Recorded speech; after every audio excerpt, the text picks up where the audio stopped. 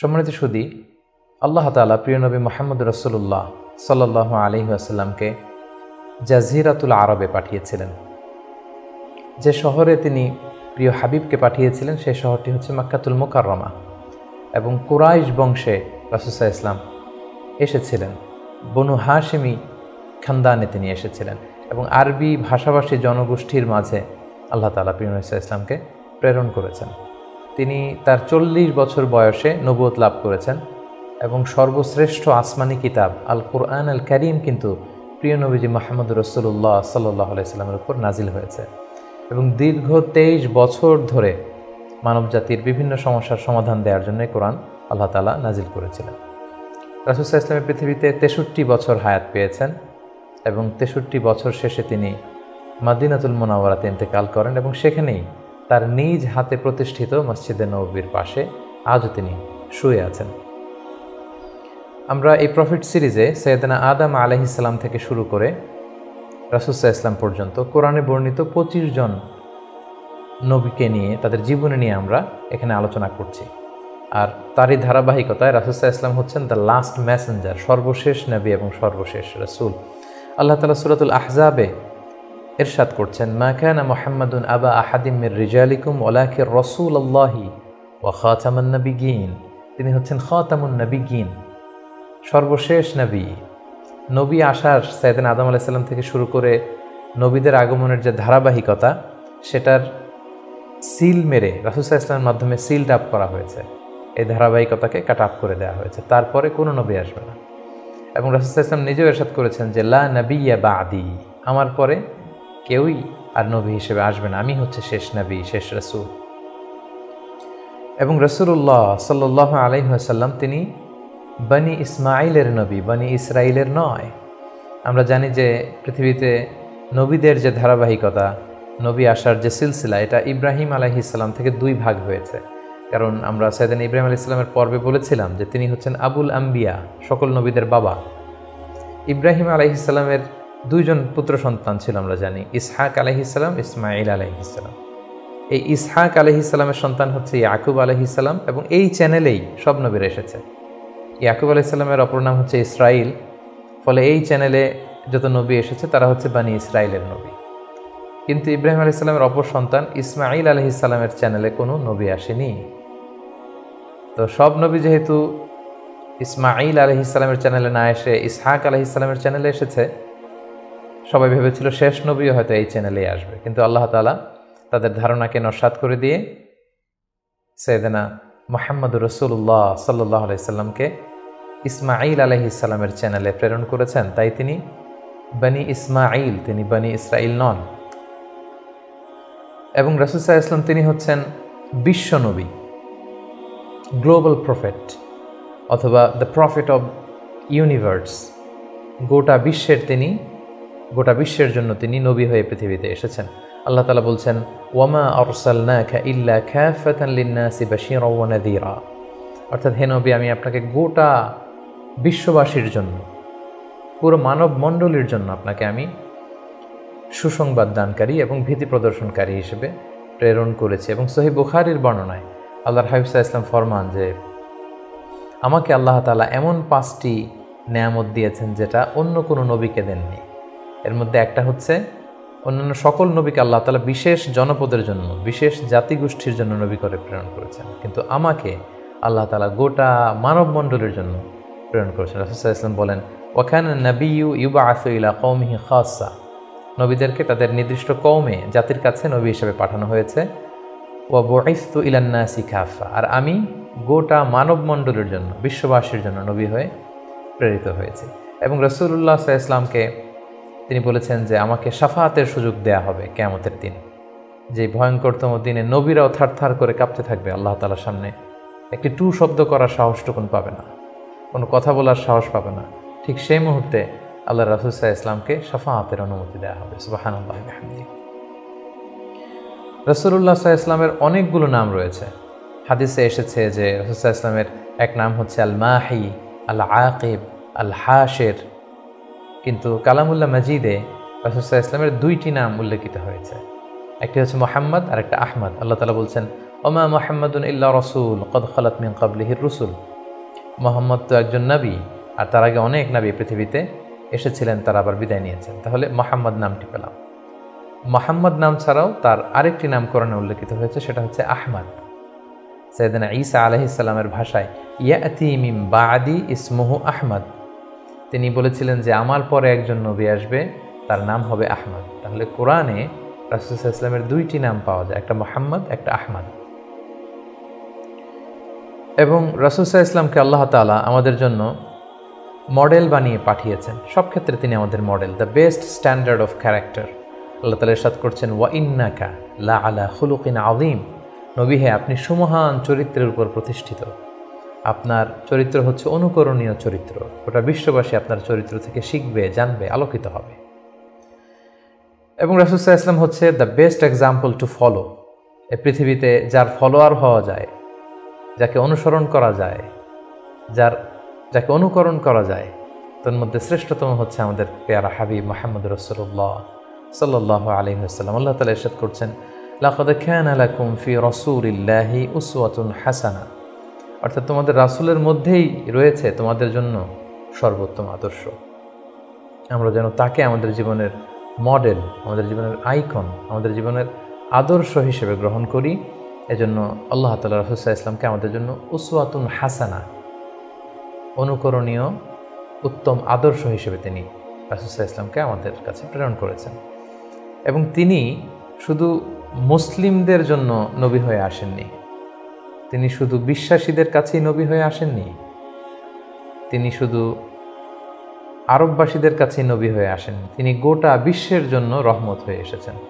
Mercy for the entire universe. Allah তাআলা ইরশাদ করছেন, ওয়ামা আরসালনাকা ইল্লা রাহমাতাল লিল আলামিন, I have sent you as a mercy for the entire universe. নবী হে আমি আপনাকে গোটা বিশ্ববাসীর জন্য রহমত করে প্রেরণ করেছি, রহমত স্বরূপ প্রেরণ করেছি। তিনি রাহমাতাল লিল আলামিন, তিনি গোটা বিশ্বের অ্যাসেট, গোটা বিশ্ব তার কাছ থেকে ভদ্রতা, সভ্যতা, ওহির জ্ঞান সব কিছু শিখবে। শুধু আমরাই রাসূল সাল্লাল্লাহু আলাইহি ওয়াসাল্লামের সুন্নাহ বা ট্র্যাডিশন থেকে আলোকিত হবে এমনটা নয়, তিনি সবার জন্য শিক্ষণীয়, অনুকরণীয়, অনুসরণীয়, তিনি গোটা বিশ্ববাসীর জন্য রহমত। প্রিয় সুধী, যেহেতু তিনি আমাদের জন্য আদর্শ, সেহেতু রাসূল সাল্লাল্লাহু আলাইহি ওয়াসাল্লাম আমাদের জন্য যা নিয়ে এসেছেন সেটাকে যেন আমরা আঁকড়ে ধরি। এটা আল্লাহ তাআলার ভার্ডিক্ট, অর্ডার। আল্লাহ তাআলা ইরশাদ করছেন, ওয়ামা আতাকুমুর রাসূলু ফাখুযুহু ওয়ামা নাহাকুম আনহু ফান্তাহু। রাসূল সাল্লাল্লাহু আলাইহি ওয়াসাল্লাম তোমাদের জন্য যা নিয়ে এসেছেন সেটাকে ধরো, সেটাকে গ্রহণ করো, সেটাকে মানো। আর যেটা থেকে রাসূল সাল্লাল্লাহু আলাইহি ওয়াসাল্লাম তোমাদেরকে বারণ করেছেন সেটা থেকে তোমরা দূরে থাকো। এবং আমরা যদি আল্লাহ তাআলার ভালোবাসা পেতে চাই, সেক্ষেত্রে আল্লাহ তাআলা শর্ত জুড়ে দিয়েছেন যে আমার ভালোবাসা যদি পেতে চাও আমার নবীর অনুসরণ করো। আল্লাহ তাআলা বলছেন, কুল ইন কুনতুম তুহিব্বুনাল্লাহা ফাত্তাবিউনি ইউহিব্বুকুমুল্লাহ। আল্লাহ বলছেন, নবী হে আপনি জানিয়ে দিন যে তোমরা যদি আমি আল্লাহর ভালোবাসা পেতে চাও, তাহলে হে নবী আপনি বলুন যে ফাত্তাবিউনি, আমি নবীর অনুসরণ করো, তাহলে ইউহিব্বুকুমুল্লাহ, আল্লাহ তাআলা তোমাদেরকে ভালোবাসবেন। তো রাসূল সাল্লাল্লাহু আলাইহি ওয়াসাল্লামের ফলোয়ার হিসেবে, রাসূলুল্লাহ সাল্লাল্লাহু আলাইহি ওয়াসাল্লামের উম্মত হিসেবে আমাদের দায়িত্ব হচ্ছে রাসূল সাল্লাল্লাহু আলাইহি ওয়াসাল্লাম আমাদের জন্য যে শিক্ষা নিয়ে এসেছেন, যে হেদায়েত নিয়ে এসেছেন, যে আলোকবর্তিকা নিয়ে এসেছেন, কোরআন নিয়ে এসেছেন, এটা শিক্ষা যেন আমরা আমাদের ব্যক্তি জীবনে, সমাজ জীবনে, রাষ্ট্রীয় জীবনে যেন আমরা বাস্তবায়ন করি, এটা যেন আমরা আমাদের জীবনে ইমপ্লিমেন্ট করি। আমরা প্রফেট সিরিজের বিভিন্ন পর্বে বিভিন্ন নবীদের জীবন নিয়ে যখন আমরা আলোকপাত করেছিলাম, আমরা বলেছিলাম যে as a proof of their prophethood, Allah subhanahu wa ta'ala provides them মুআজিজা। তারা যে নবী, তার প্রমাণ হিসেবে আল্লাহ তাআলা নবীদেরকে মুআজিজা দিয়ে থাকেন। রাসূল সাল্লাল্লাহু আলাইহি ওয়াসাল্লামের জীবনীতেও আমরা দেখব যে অসংখ্য মুআজিজা ছিল। আমরা একটির কথা যদি উল্লেখ করি যে মক্কার কুরাইশরা যখন রাসূল সাল্লাল্লাহু আলাইহি ওয়াসাল্লামকে নবী হিসেবে মানতে যাচ্ছিল না, রাসূল সাল্লাল্লাহু আলাইহি ওয়াসাল্লাম বললেন যে চাঁদকে যদি দ্বিখণ্ডিত করতে পারি তোমরা কি মেনে নিবে যে আমি আল্লাহর রাসূল? তারা বলল যে মেনে নিব। রাসূল সাল্লাল্লাহু আলাইহি ওয়াসাল্লাম আঙ্গুল উঁচু করলেন, চাঁদের দিকে ইঙ্গিত করলেন, চাঁদ দ্বিখণ্ডিত হয়ে দুই ভাগ হয়ে গেল। সুবহানাল্লাহ। আল্লাহ তাআলা সূরাতুল কমারে ইরশাদ করছেন, ইকতারাবাতিস সাআতু ওয়ানশাক্কাল কমর ওয়া ইন ইয়ারা আয়াতান ইউরিদু ওয়া ইয়াকুলু সিহরুম মুস্তামির। রাসূল সাল্লাল্লাহু আলাইহি ওয়াসাল্লাম চাঁদ দ্বিখণ্ডিত করে ফেললেন, কিন্তু এই চমৎকার এই মুআজিজা দেখার পরেও তারা কিন্তু ঈমান আনলো না। তারা বলল, তুমি জাদু করেছো, চাঁদের মধ্যে ভেলকিবাজি করেছো, এমন বড় জাদুকর তুমি চাঁদের উপরও জাদুর প্রভাব খাটিয়েছো। এভাবে রাসূল ইসলাম যখনই কোরআনের আয়াত বলতেন, কোনো মুআজিজা দেখাতেন, তারা হয়তো রাসূল ইসলামকে জাদুকর বলতো, কখনো বলতো তুমি পাগল, কখনো বলতো তুমি কবি, কখনো বলতো তুমি গণক, নাউযু বিল্লাহি মিন যালিক। এভাবে রাসূল সাল্লাল্লাহু আলাইহি ওয়াসাল্লাম অনেকগুলো মুআজিজা তার জীবনে আমরা দেখতে পাই, যেগুলো তার মধ্যে থেকে অন্যতম মুআজিজা হচ্ছে তিনি চাঁদকে দ্বিখণ্ডিত করেছিলেন।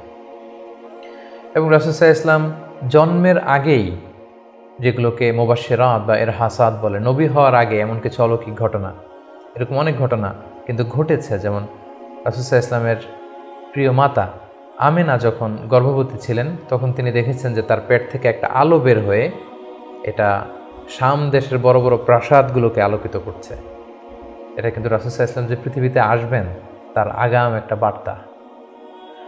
সম্মানিত সুধী, আমরা এই পর্যায়ে রাসূলুল্লাহ সাল্লাল্লাহু আলাইহি ওয়াসাল্লামের সরাসরি জীবনের দিকে যাব, ধারাবাহিক জীবন পরিক্রমা আলোচনা করব এবং বুঝবার সুবিধার্থে আমরা রাসূল সাল্লাল্লাহু আলাইহি ওয়াসাল্লামের পুরো জীবনীকে 3টি ভাগে ভাগ করেছি। তার প্রথম ভাগে আমি রাসূল সাল্লাল্লাহু আলাইহি ওয়াসাল্লামের জন্ম থেকে শুরু করে নবুয়ত পর্যন্ত এই 40 বছরের বর্ণনা দিব। সেক্ষেত্রে বয়স অনুসারে এই বর্ণনাটি দেয়া হবে। দ্বিতীয় ভাগে আমরা মক্কায় নবুয়তির যে 13 বছর, এই 13 বছরের বর্ণনা দিব। সেক্ষেত্রে নবুয়তির সন ভিত্তিক বর্ণনা দেওয়া হবে।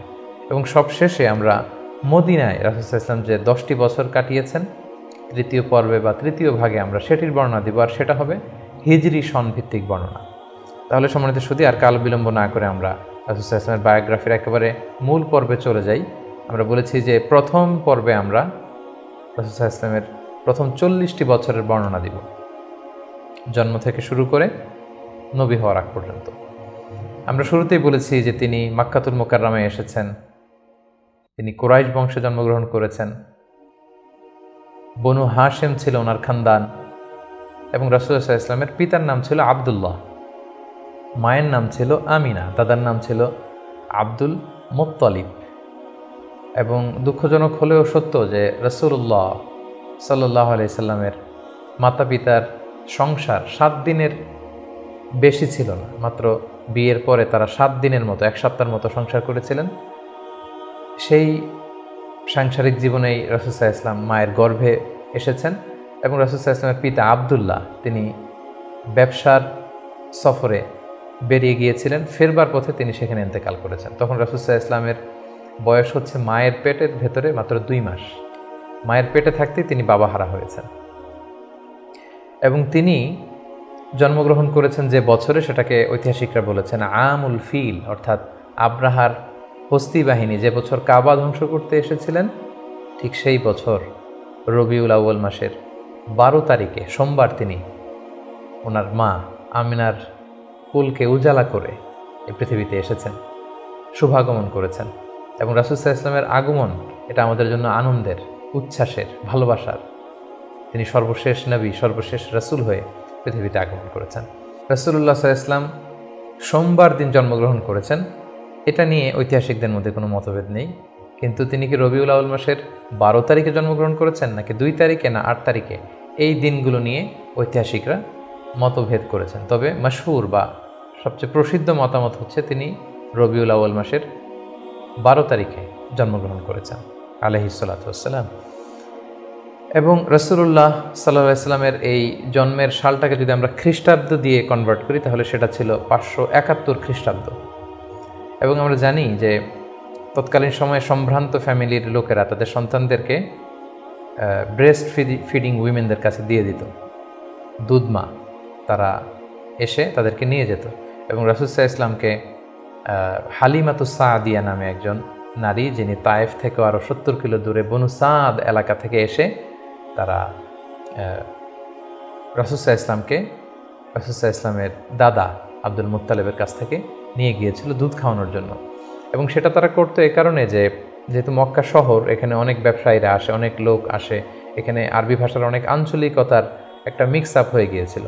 তাই বেদুইন এলাকাতে, একেবারে মরুদ্যান, মরুভূমি আছে, এরকম এলাকাতে যেই ট্রাইবস বা কবিলাগুলো আছে, সেখানে যদি ছেলেমেয়েরা বড় হয়, তাদের যেমনি স্বাস্থ্য ভালো থাকে, তাদের ভাষাটা যেমনি পিওর হয়, আরবি মুবিন, সুস্পষ্ট আরবি ভাষায় তারা কথা বলতে পারে। সো সম্ভ্রান্ত এবং ট্র্যাডিশনাল ফ্যামিলির লোকজন এটাই করত। তার ধারাবাহিকতায় রাসূল সাল্লাল্লাহু আলাইহি ওয়াসাল্লামকে বনু সাদ গোত্র থেকে এসে হালিমাতুস সাদিয়া বনু সাদ গোষ্ঠীর কাছে নিয়ে গেল যে তাকে লালন পালন করবে, কয়েক বছর দুধ খাওয়াবে। এটা ঘটেছিল তার জন্মের পরপরই। এবং রাসূল সাল্লাল্লাহু আলাইহি ওয়াসাল্লামের বয়স যখন 2, তখন অল্প কিছু দিনের জন্য হালিমাতুস সাদিয়া সেই বনু সাদ থেকে আবার মক্কায় নিয়ে এসেছিল, যাতে রাসূল সাল্লাল্লাহু আলাইহি ওয়াসাল্লামের মা আমিনা কিছুদিনের জন্য ছেলের সঙ্গ পান। কিছুদিন যখন আমিনা সঙ্গ পেল, তারপর আবার তাকে বনু সাদে নিয়ে যাওয়া হলো এবং রাসূলুল্লাহ সাল্লাল্লাহু আলাইহি ওয়াসাল্লাম হালিমাতুস সাদিয়ার দুগ্ধপান করতে লাগলেন। হালিমাতুস সাদিয়ার সন্তানদের সাথে মরুদ্যান, মরুভূমির সেই বেদুইন পরিবেশে বেড়ে উঠতে লাগলেন। সেখানকার যে পিওর ল্যাঙ্গুয়েজ আছে, আরবি ভাষা শিখতে লাগলেন।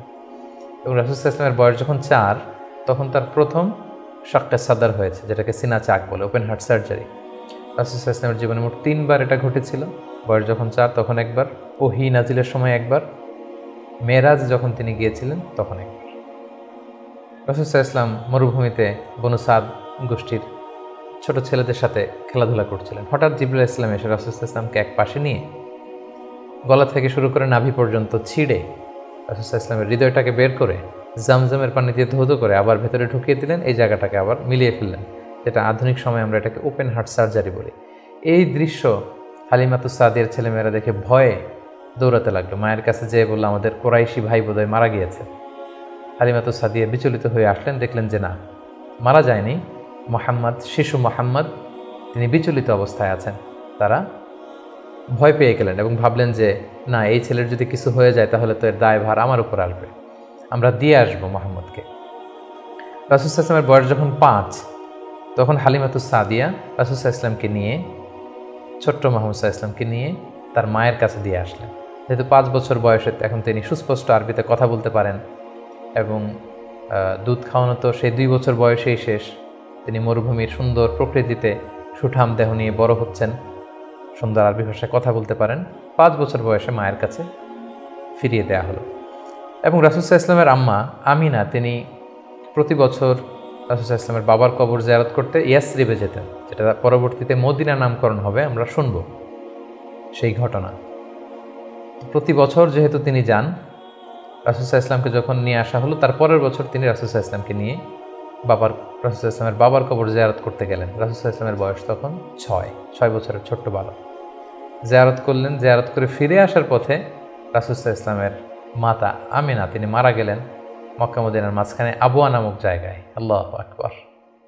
বয়স যখন মায়ের পেটে 2 মাস, বাবা হারা হলেন, পিতৃহারা। বয়স যখন মাত্র 6, মাতৃহারা, এখন কমপ্লিট ইয়াতিম মুহাম্মদ সাল্লাল্লাহু আলাইহি ওয়াসাল্লাম, বাবা মা হারা। তখন সাথে উম্মে আইমান নামে একজন দাসী ছিল, যিনি রাসূল সাল্লাল্লাহু আলাইহি ওয়াসাল্লামকে খুব ভালোবাসতেন, মায়ের কষ্ট বুঝতে দেননি। সেখান থেকে নিয়ে দাদার কাছে মক্কায় চলে আসলেন এবং রাসূল সাল্লাল্লাহু আলাইহি ওয়াসাল্লাম পরবর্তীতে বলেছিলেন, উম্মে আইমান ইয়া উম্মি বা'দা উম্মি, আমার মায়ের পরে উম্মে আইমানই আমার মা। সুবহানাল্লাহ। মক্কাতে যখন নিয়ে আসা হলো রাসূল সাল্লাল্লাহু আলাইহি ওয়াসাল্লামকে, শিশু মুহাম্মদকে, তখন তার দাদা আব্দুল মুত্তালিব তার দেখভালের দায়িত্ব নিলেন। কিন্তু অবাক করা কাণ্ড হচ্ছে, রাসূল সাল্লাল্লাহু আলাইহি ওয়াসাল্লাম যখন মাত্র 8 বছর বয়সে উপনীত হলেন, তার দাদাও ইন্তেকাল করলেন। এবার মাও নেই, বাবাও নেই, দাদাও নেই। ঠিক তখন রাসূল সাল্লাল্লাহু আলাইহি ওয়াসাল্লাম তার চাচা আবু তালেবের কাছে মানুষ হতে লাগলেন। রাসূল সাল্লাল্লাহু আলাইহি ওয়াসাল্লাম তার বয়স যখন 12, তখন তার চাচা আবু তালেব রাসূল সাল্লাল্লাহু আলাইহি ওয়াসাল্লামকে নিয়ে ব্যবসার কাজে শাম দেশের দিকে রওনা হয়েছিলেন। আমরা সেখানে বুহাইরা আর রাহেব, যে খ্রিস্টান পাদ্রী, তার গুরু পাদ্রীর কাছে শুনেছিলেন যে শেষ জামানার নবী তার শৈশব বয়সে বা কৈশোর বয়সে এই মরুভূমির পাশ দিয়ে যাবে। এটা শোনার পর থেকে বুহাইরা বছরের পর বছর এখানে ধ্যানমগ্ন থাকতো এবং অপেক্ষা করত। লম্বা ঘটনা। সম্মানিত, শুধু আমরা বলে রাখি যে আমরা কোনো ঘটনাতেই লম্বা চূড়া ঢুকে যাব না, আমরা শুধু কখন কি ইনসিডেন্ট হয়েছিল সেটা একটু করে আপনাদের সাথে শেয়ার করবার চেষ্টা করব। বুহাইরা আর রাহেব তার চাচা আবু তালেবকে বলল, এই ছেলে মুহাম্মদ নবী হবে, তার ভবিষ্যৎ অনেক উজ্জ্বল, ইহুদিরা যাতে জানতে না পারে, তুমি ফিরে যাও। এই ঘটনাটা তার বয়স যখন 12 তখন ঘটেছিল। রাসূল সাল্লাল্লাহু আলাইহি ওয়াসাল্লামের বয়স যখন 13, তখন থেকে তিনি মক্কার লোকদের ছাগল চড়াতে শুরু করলেন, মেষ পালক হিসেবে ক্যারিয়ার শুরু করলেন। অল্প কিছু পারিশ্রমিকের বিনিময়ে তিনি এটা করতেন। এটা শুধু রাসূল সাল্লাল্লাহু আলাইহি ওয়াসাল্লামের জীবনীতেই নয়, সমস্ত আম্বিয়া আলাইহিস সালামের জীবনীতে এটা ঘটেছে। সেই বুখারীর বর্ণনা, প্রিয়নবী বলেন, মা বাআসাল্লাহু নাবিয়্যান ইল্লা রাআল গানাম, এই পৃথিবীতে আল্লাহ এমন কোনো নবী পাঠাননি যাদেরকে দিয়ে আল্লাহ মেষ চড়াননি। সুবহানাল্লাহ। রাসূল ইসলাম এটা শুরু করেছিলেন। রাসূল ইসলামের বয়স যখন 20, তো তখন তিনি তরুণ যুবক। ওই বয়সে তিনি হিলফুল ফুজুল সংগঠন করেছিলেন, আরবিতে যেটাকে বলা হয় হালাফুল ফুদুল বা হালাফুল মুত্তাইয়িবিন, যুব সংগঠন করেছিলেন। এটার উদ্দেশ্য কী ছিল? যাতে মক্কাতে কেউ মাজলুম না হয়। এক লোক তার পণ্য বিক্রি করেছে, মক্কার এক সম্ভ্রান্ত লোক পণ্য কিনে টাকা দিতে চায়নি। সে পাহাড়ে উঠে চিৎকার করে বলল, মক্কায় কি এমন ন্যায়পরায়ণ কেউ নেই যে আমার টাকাটা উদ্ধার করে দিতে পারে? রাসূল ইসলাম এই দৃশ্য দেখে কষ্ট পেলেন। তিনি প্রায় এরকম দৃশ্য দেখতেন যে জালিমরা অসহায় গরিব লোকদেরকে মক্কায় এভাবে ঠকাচ্ছে। তিনি তার চাচা আর জুবাইর ইবনে আব্দুল মুত্তালিব সহ ওনাদের সমবয়স্ক ইয়াংদেরকে নিয়ে একটা সোসাইটি করলেন। এই সোসাইটির নাম তারা দিলেন হালাফুল ফুদুল, যেটা বাংলায় আমরা হিলফুল ফুজুল বলি। এবং তারা এই সংগঠনের নাম দিয়েছিলেন হালাফুল মুত্তাইয়িবিন। বেসিকলি তারা আরব দেশের ট্রেডিশন ছিল, তারা যখন সংঘবদ্ধ হতো তারা এক গামলা রঙের ভেতরে হাত ঢুকিয়ে দিয়ে তারা পাথরের মধ্যে হাতের ছাপ দিত। সবাই এভাবে হাতের ছাপ দিয়ে তারা প্রমাণ দিত যে আমরা ঐক্যবদ্ধ, সংঘবদ্ধ আছি। তো এভাবে রাসূল সাল্লাল্লাহু আলাইহি ওয়াসাল্লাম যখন এই যুব সংগঠন করলেন, তখন আর জালিমরা সাহস পেল না গরিবদেরকে ঠকাতে, এবং তারা গরিবদের হক এভাবে উদ্ধার করে দিত। সুবহানাল্লাহ। রাসূল সাল্লাল্লাহু আলাইহি ওয়াসাল্লামের বয়স যখন 25, তখন তিনি দ্বিতীয়বারের জন্য মক্কার বাইরে গেলেন। শাম দেশে তিনি ব্যবসায়িক কাজে গেলেন, এবং সেটা ছিল মূলত খাদিজাতুল কুবরা রাদিয়াল্লাহু তাআলা আনহা, যিনি মক্কার একজন সম্ভ্রান্ত নারী ছিলেন। তিনি সম্পদ বা অর্থ ইনভেস্ট করেছিলেন, এবং রাসূল সাল্লাল্লাহু আলাইহি ওয়াসাল্লাম তার হয়ে তার প্রোডাক্টগুলো নিয়ে বিক্রির জন্য গিয়েছিলেন। এবং তিনি সফর শেষে অঢেল সম্পদ, অঢেল অর্থ করে তিনি প্রফিট করে দিয়েছিলেন অন বিহাফ অফ খাদিজা রাদিয়াল্লাহু তাআলা। এবং খাদিজা রাদিয়াল্লাহু তাআলা আনহা এটা দেখে খুব খুশি হয়েছিলেন, এবং রাসূল সাল্লাল্লাহু আলাইহি ওয়াসাল্লামের যে পোর্শন সেটাও রাসূল সাল্লাল্লাহু আলাইহি ওয়াসাল্লাম পেয়েছিল। এই সফরে, এই ব্যবসায়িক সফরে খাদিজা রাদিয়াল্লাহু তাআলা আনহার একজন দাসী ছিল, নাম মাইসারা। তিনি ছিলেন সফর সঙ্গে, কাফেলার মধ্যে তিনিও ছিলেন। সফর শেষে যখন রাসূল সাল্লাল্লাহু আলাইহি ওয়াসাল্লাম অনেক লাভ করে, প্রফিট করে ফিরলেন, তখন খাদিজা রাদিয়াল্লাহু তাআলা আনহা খুব খুশি হলেন। এবং মাইসারা তখন খাদিজাকে জানান দিল যে, খাদিজা, এই মানুষ মুহাম্মদ কোনো সাধারণ মানুষ নন। খাদিজা বললেন, তাই নাকি? কি দেখেছো তুমি এই থ্রু আউট দ্য জার্নি, এই পুরো সফরে তুমি কি খেয়াল করেছো? তিনি বললেন যে মুহাম্মাদের চলন বলন কথা এটা আলাদা, অন্য সবার চেয়ে, কাফেলার প্রত্যেকটা পুরুষের চেয়ে আলাদা। তিনি অন্যরকম, তিনি সাধারণ কোনো মানুষ নন, অসাধারণ একজন মানুষ। তার কথা বার্তা, তার চলা ফেরা, তার আচরণ, তার ডিলিংস, তার বুদ্ধিমত্তা অসাধারণ। মাইসারা যখন এই কথা বলল, তখন খাদিজাতুল কুবরা তিনি রাসূল সাল্লাল্লাহু আলাইহি ওয়াসাল্লামের প্রতি আকৃষ্ট হলেন। তার একজন কাছের বান্ধবীর কাছে শেয়ার করলেন। তারা সবাই মিলে রাসূল সাল্লাল্লাহু আলাইহি ওয়াসাল্লামের চাচাদের কাছে যেয়ে বললেন যে, রাসূল সাল্লাল্লাহু আলাইহি ওয়াসাল্লামকে খাদিজা পছন্দ করে, আমরা বিয়ের ব্যাপারে ভাবতে পারি কিনা। চাচারা রাসূল সাল্লাল্লাহু আলাইহি ওয়াসাল্লামকে জানালেন, রাসূল সাল্লাল্লাহু আলাইহি ওয়াসাল্লাম এগ্রি করলেন। এই 25 বছর বয়সে রাসূল সাল্লাল্লাহু আলাইহি ওয়াসাল্লাম তার প্রথম বিয়েটি সম্পন্ন করলেন, আলহামদুলিল্লাহ। এবং রাসূল সাল্লাল্লাহু আলাইহি ওয়াসাল্লাম 20টি উট দিয়েছিলেন as a dowry, as a মাহার। বিয়ের মাহার হিসেবে খাদিজা রাদিয়াল্লাহু তাআলা আনহাকে 20টা উট দিয়েছিলেন। রাসূল সাল্লাল্লাহু আলাইহি ওয়াসাল্লামের বয়স যখন 30, খাদিজা রাদিয়াল্লাহু তাআলা আনহা রাসূল সাল্লাল্লাহু আলাইহি ওয়াসাল্লামের ঘরকে উজালা করে তার প্রথম সন্তান, কন্যা সন্তান জন্মগ্রহণ করলো, জাইনাব। রাসূল সাল্লাল্লাহু আলাইহি ওয়াসাল্লামের বয়স যখন 33, দ্বিতীয় কন্যা সন্তান রুকাইয়া জন্মগ্রহণ করলো। রাসূল সাল্লাল্লাহু আলাইহি ওয়াসাল্লামের বয়স যখন 34, তৃতীয় কন্যা সন্তান উম্মে কুলসুম আসলো। রাসূল সাল্লাল্লাহু আলাইহি ওয়াসাল্লামের বয়স যখন 35, ফাতেমা রাদিয়াল্লাহু তাআলা আনহা তিনি জন্মগ্রহণ করলেন। এবং তখন কাবা ঘরের একটা রিনোভেশন হলো। আগুন লেগে বন্যার পানিতে কয়েকবার কাবা ধ্বংস হয়ে গিয়েছিল। ঠিক সেই সময়তে রাসূল সাল্লাল্লাহু আলাইহি ওয়াসাল্লামের বয়স যখন 35, কাবাকে আবার রিবিল্ড অফ কাবা বা রিনোভেশন অফ কাবা করা হয়েছিল। ইব্রাহিম আলাইহিস সালামের যে ভিত্তির উপর কাবা তৈরি করেছিলেন, সেই ভিত্তি ঠিক রেখে পাথর এনে কাবা নির্মাণ করা হয়েছিল। এবং হাজরা আসওয়াদ নিয়ে একটা দ্বন্দ্ব লেগেছিল, কে রাখবে এই জান্নাতি পাথর। 4টা গ্রুপ হয়ে গিয়েছিল। পরবর্তীতে রাসূল সাল্লাল্লাহু আলাইহি ওয়াসাল্লাম এটার সমাধান দিয়েছিলেন। রাসূলুল্লাহ সাল্লাল্লাহু আলাইহি ওয়াসাল্লামের বয়স যখন 37 বছর, তখন থেকে তিনি একাকী নির্জনে ইবাদত করতেন, ধ্যানমগ্ন থাকতেন। হুব্বিবা ইলাইহিল খালা, নিঃসঙ্গত তার কাছে প্রিয় করে দেয়া হলো। সম্মানিত সুধী, জাহিলি যুগে রাসূল সাল্লাল্লাহু আলাইহি ওয়াসাল্লামের ধর্মবিশ্বাস কী ছিল সেটা নিয়ে যদি আমরা বলি, তাহলে আমরা বলবো যে তিনি কখনো শিরকের সাথে জড়িত হননি, তিনি কখনো কোনো মূর্তিকে টাচ করেননি, তিনি আল্লাহ ছাড়া কারো কাছে কোনো কিছু কামনা করেননি, এবং তিনি হানিফ সম্প্রদায়ের অন্তর্ভুক্ত ছিলেন। অর্থাৎ ইব্রাহিম আলাইহিস সালামের স্বচ্ছ হানিফ ধর্মবিশ্বাসের যতটুকু মক্কাতে তখন অবশিষ্ট ছিল, রাসূল সাল্লাল্লাহু আলাইহি ওয়াসাল্লাম সেগুলোর প্রতি আকৃষ্ট ছিলেন, তিনি সেগুলো পালন করতেন। কিন্তু এই জাহিলি সমাজের মধ্য থেকে মানুষগুলোকে এক আল্লাহর দিকে কিভাবে নেবেন, সঠিক রাস্তা কোনটা, একটা স্ট্রাকচার্ড রিলিজিয়ান, স্ট্রাকচার্ড শারিয়া ওনার কাছে ছিল না। ফলে সেটা তিনি কামনা করছিলেন, খুঁজছিলেন, মহাসত্যকে তিনি খুঁজে বেড়াচ্ছিলেন। এজন্য ওনার বয়স যখন 37 ইয়ার্স ওল্ড, তখন হুব্বিবা ইলাইহিল খালা, নিঃসঙ্গতা, একাকী ধ্যান করা, এই মহাবিশ্ব নিয়ে গবেষণা করা, এই মহাবিশ্বের স্রষ্টাকে কিভাবে আরও তার সান্নিধ্য পাওয়া যায় সেটা নিয়ে তিনি চিন্তা গবেষণা করছিলেন। এবং ঠিক সেই মুহূর্তে তিনি হেরা গুহাতে যেতেন, এবং এটা চলেছিল তার বয়স যখন 37 থেকে শুরু করে 39 বছর 6 মাস পর্যন্ত এই ধ্যান তিনি করতেন। খাবার নিয়ে হেরা গুহাতে যেতেন, সেখানে ধ্যানমগ্ন তিনি থাকতেন এবং তিনি স্রষ্টার সান্নিধ্য পাওয়ার চেষ্টা করতেন। সত্য, মহাসত্যকে তিনি অর্জনের জন্য চেষ্টা করতেন। রাসূলুল্লাহ সাল্লাল্লাহু আলাইহি ওয়াসাল্লামের বয়স যখন 39 বছর 6 মাস, তখন থেকে, অর্থাৎ 40 বছর হতে আর মাত্র 6 মাস বাকি, তখন থেকে তিনি গুড ড্রিমস আর রুইয়া সাদেকা, বেশি বেশি সত্য স্বপ্ন দেখতে শুরু করলেন। প্রতিদিনই স্বপ্ন দেখতেন, এবং রাতে যাই স্বপ্ন দেখতেন সকালবেলা সেটা বাস্তবায়িত হতো। ফলে তিনি স্বপ্নে রাতে যা দেখতেন সকালবেলা বাস্তবে সেটা সমাজে তিনি দেখতে পেতেন। এভাবে একাকী তিনি খাবার নিয়ে, পাথেয় নিয়ে সেই 632 মিটার উঁচু মাক্কাতুল মুকাররমায় গারে হেরাতে, হেরা পাহাড়ে তিনি চলে যেতেন, ধ্যানমগ্ন থাকতেন এবং মহাসত্যের সন্ধান করতেন। ঠিক তার বয়স যখন 40 বছরে উপনীত হলো, তিনি মহাসত্যের সন্ধান পেলেন। সুবহানাল্লাহি ওয়া বিহামদিহি। সেদিন জিবরাইল আলাইহিস সালাম রেশমি কাপড়ে সূরাতুল আলাকের প্রথম 5 আয়াত নিয়ে এসে বললেন, পড়ুন। তিনি বললেন, আমি তো পড়তে জানি না। কয়েকবার বলার পরে পড়তে জানেন না তিনি বললেন। তিনি রাসূল সাল্লাল্লাহু আলাইহি ওয়াসাল্লামকে 3 বার জড়িয়ে ধরলেন। এবার তিনি পড়লেন, ইকরা বিসমি রাব্বিকাল্লাযী খালাক, খালাকাল ইনসানা মিন আলাক, ইকরা ওয়া রাব্বুকাল আকরাম আল্লাযী আল্লামা বিল কলম, আল্লামাল ইনসানা মা লাম ইয়ালাম।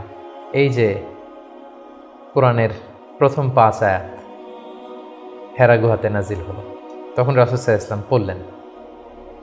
5টি আয়াত পড়ে তিনি হেরা গুহা থেকে কাঁপতে কাঁপতে নেমে আসলেন। নেমে এসে দেখেন জিবরাইল আলাইহিস সালামকে তার প্রকৃত রূপে দেখলেন, যে বিশাল আকৃতির, দিগন্ত বিস্তৃত তার আকৃতি। তিনি আরও ভয় পেলেন। এই 5 আয়াত নিয়ে তিনি নিচে নেমে আসলেন, কাঁপতে লাগলেন, এবং আম্মাজান খাদিজা ওনার স্ত্রীর কাছে এসে বললেন, জাম্মিলুনি জাম্মিলুনি, আমার ভয় লাগছে, আমাকে কম্বল চাপা দাও। কম্বল চাপা দেয়া হলো, আয়াত নাজিল হলো, ইয়া আইয়ুহাল মুজাম্মিল কুমিল লাইলা ইল্লা কালিলা, হে কম্বলওয়ালা দাঁড়াও, দাঁড়িয়ে তাহাজ্জুদের সালাত পড়ো। তিনি বললেন, আমাকে দাসসিরুনি দাসসিরুনি, আমাকে বস্ত্র দিয়ে চাপা দাও, আমার ভয় লাগছে, আমি মনে হয় মারা যাব। রাসূল ইসলামের গায়ে জ্বর এসে গেল, কাঁপুনি এসে গেল। কারণ কোরআনটা হচ্ছে ইন্না সানুলকি আলাইকা কওলান সাকিলা, এটা খুব ভারী, পাওয়ারফুল একটা স্ট্রং মেসেজ। এটা রিসিভ করা এত সহজ কোনো বিষয় নয়।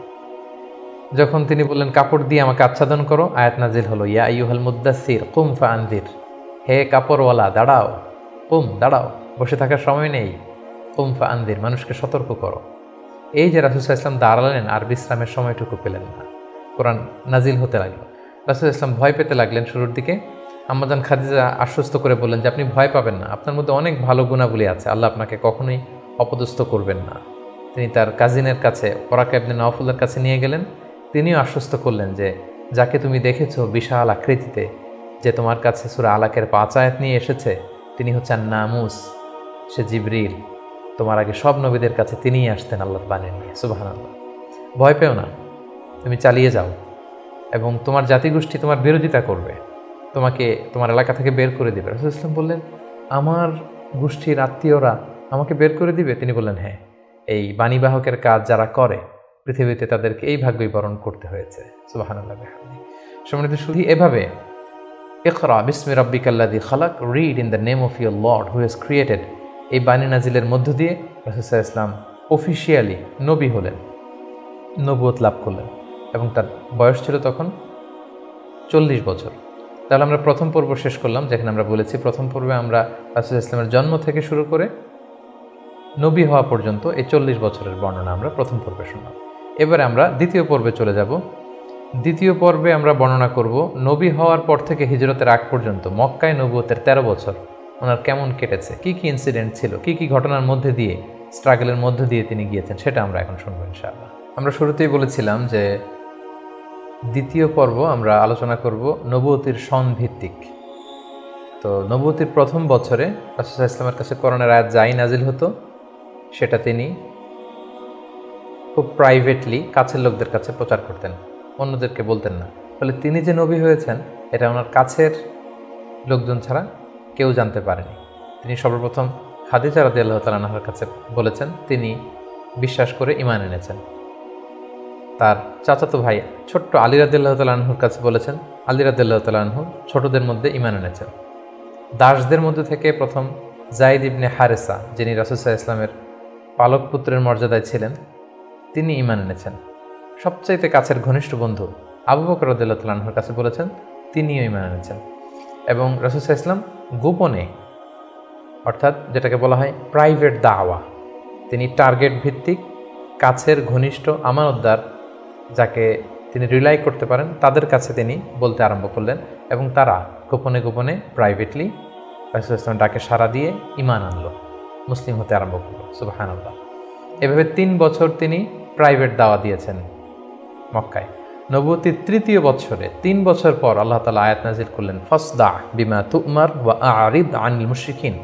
নবী হে, এখন আর প্রাইভেট দাওয়া নয়, এবার পাবলিক দাওয়া, পাবলিক প্রোক্লেমেশন, অর্থাৎ পাবলিকলি আপনি এবার প্রচার করুন, যাই নাজিল হয় আপনি প্রচার করুন। এবার রাসূল সাল্লাল্লাহু আলাইহি ওয়াসাল্লাম প্রচার করতে আরম্ভ করলেন পাবলিকলি। তিনি পাবলিকলি তাওহীদের দাওয়াত দিতে শুরু করলেন, রিসালাতের দাওয়াত দিতে শুরু করলেন, আখিরাতের দাওয়াত দিতে শুরু করলেন। যখনই তিনি পাবলিকলি দাওয়াত দিতে শুরু করলেন তখনই বিরোধিতা শুরু হলো, নানা ধরনের বাধা বিপত্তি আসতে শুরু করলো।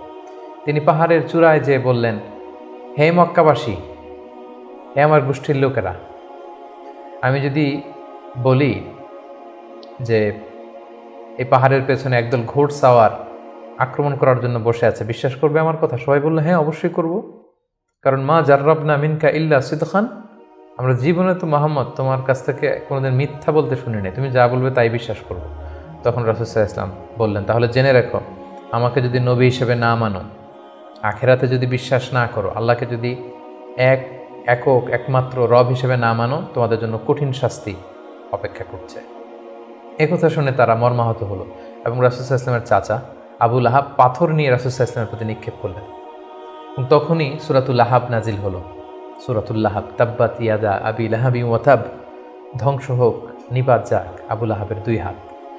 কিন্তু রাসূল সাল্লাল্লাহু আলাইহি ওয়াসাল্লাম থামলেন না, তিনি দাওয়াত দিতে লাগলেন এবং মক্কার গরিব শ্রেণীর যেই লোকেরা আছে, কর্মচারী, শ্রমজীবী, খেটে খাওয়া মানুষ, দাস, তারা রাসূল সাল্লাল্লাহু আলাইহি ওয়াসাল্লামের দাওয়াতে সাড়া দিয়ে মুসলমান হতে লাগলো, তাদের সংখ্যা বাড়তে লাগলো এবং তাদের উপর অত্যাচার আরম্ভ হয়ে গেল। নবুয়তির 5ম বৎসরে এই ক্ল্যাশ, এই সংঘাত মারাত্মক আকারে রূপ নিল। কোথাও বেলাল রাদিয়াল্লাহু তাআলা আনহুকে পিটিয়ে আহত করা হচ্ছে, কোথাও খাব্বাব রাদিয়াল্লাহু তাআলা আনহুকে, কোথাও খুবাইব রাদিয়াল্লাহু তাআলা আনহুকে, কখনো আম্মার ইবনে ইয়াসারকে, কখনো সুমাইয়া রাদিয়াল্লাহু তাআলা আনহাকে। তাদেরকে নানাভাবে নির্যাতন, অত্যাচার শুরু করা হলো এবং উপায়ন্তর না দেখে নবুয়তির 5ম বছর রাসূল সাল্লাল্লাহু আলাইহি ওয়াসাল্লাম বললেন যে না, এভাবে অত্যাচারের মধ্য দিয়ে যাওয়া যায় না। আমি শুনেছি যে নাজ্জাশির বাদশাহ, ইথিওপিয়াতে হাবাসাতে একজন বাদশাহ আছে, ইমামুন আদিল, এ জাস্ট কিং, তার কাছে কেউ নাকি অত্যাচারিত হয় না, তোমরা সেখানে হিজরত করো। নবুয়তির 5ম বৎসর একটা বিশাল সংখ্যক মুসলিম সাহাবী তারা আবিসিনিয়াতে হিজরত করলো এবং এই বছরই পাপিষ্ঠ আবু জাহাল বর্ষার আঘাতে ইসলামের প্রথম নারী শাহিদা সুমাইয়া রাদিয়াল্লাহু তাআলা আনহাকে তিনি শহীদ করে দিয়েছিলেন, হত্যা করেছিলেন।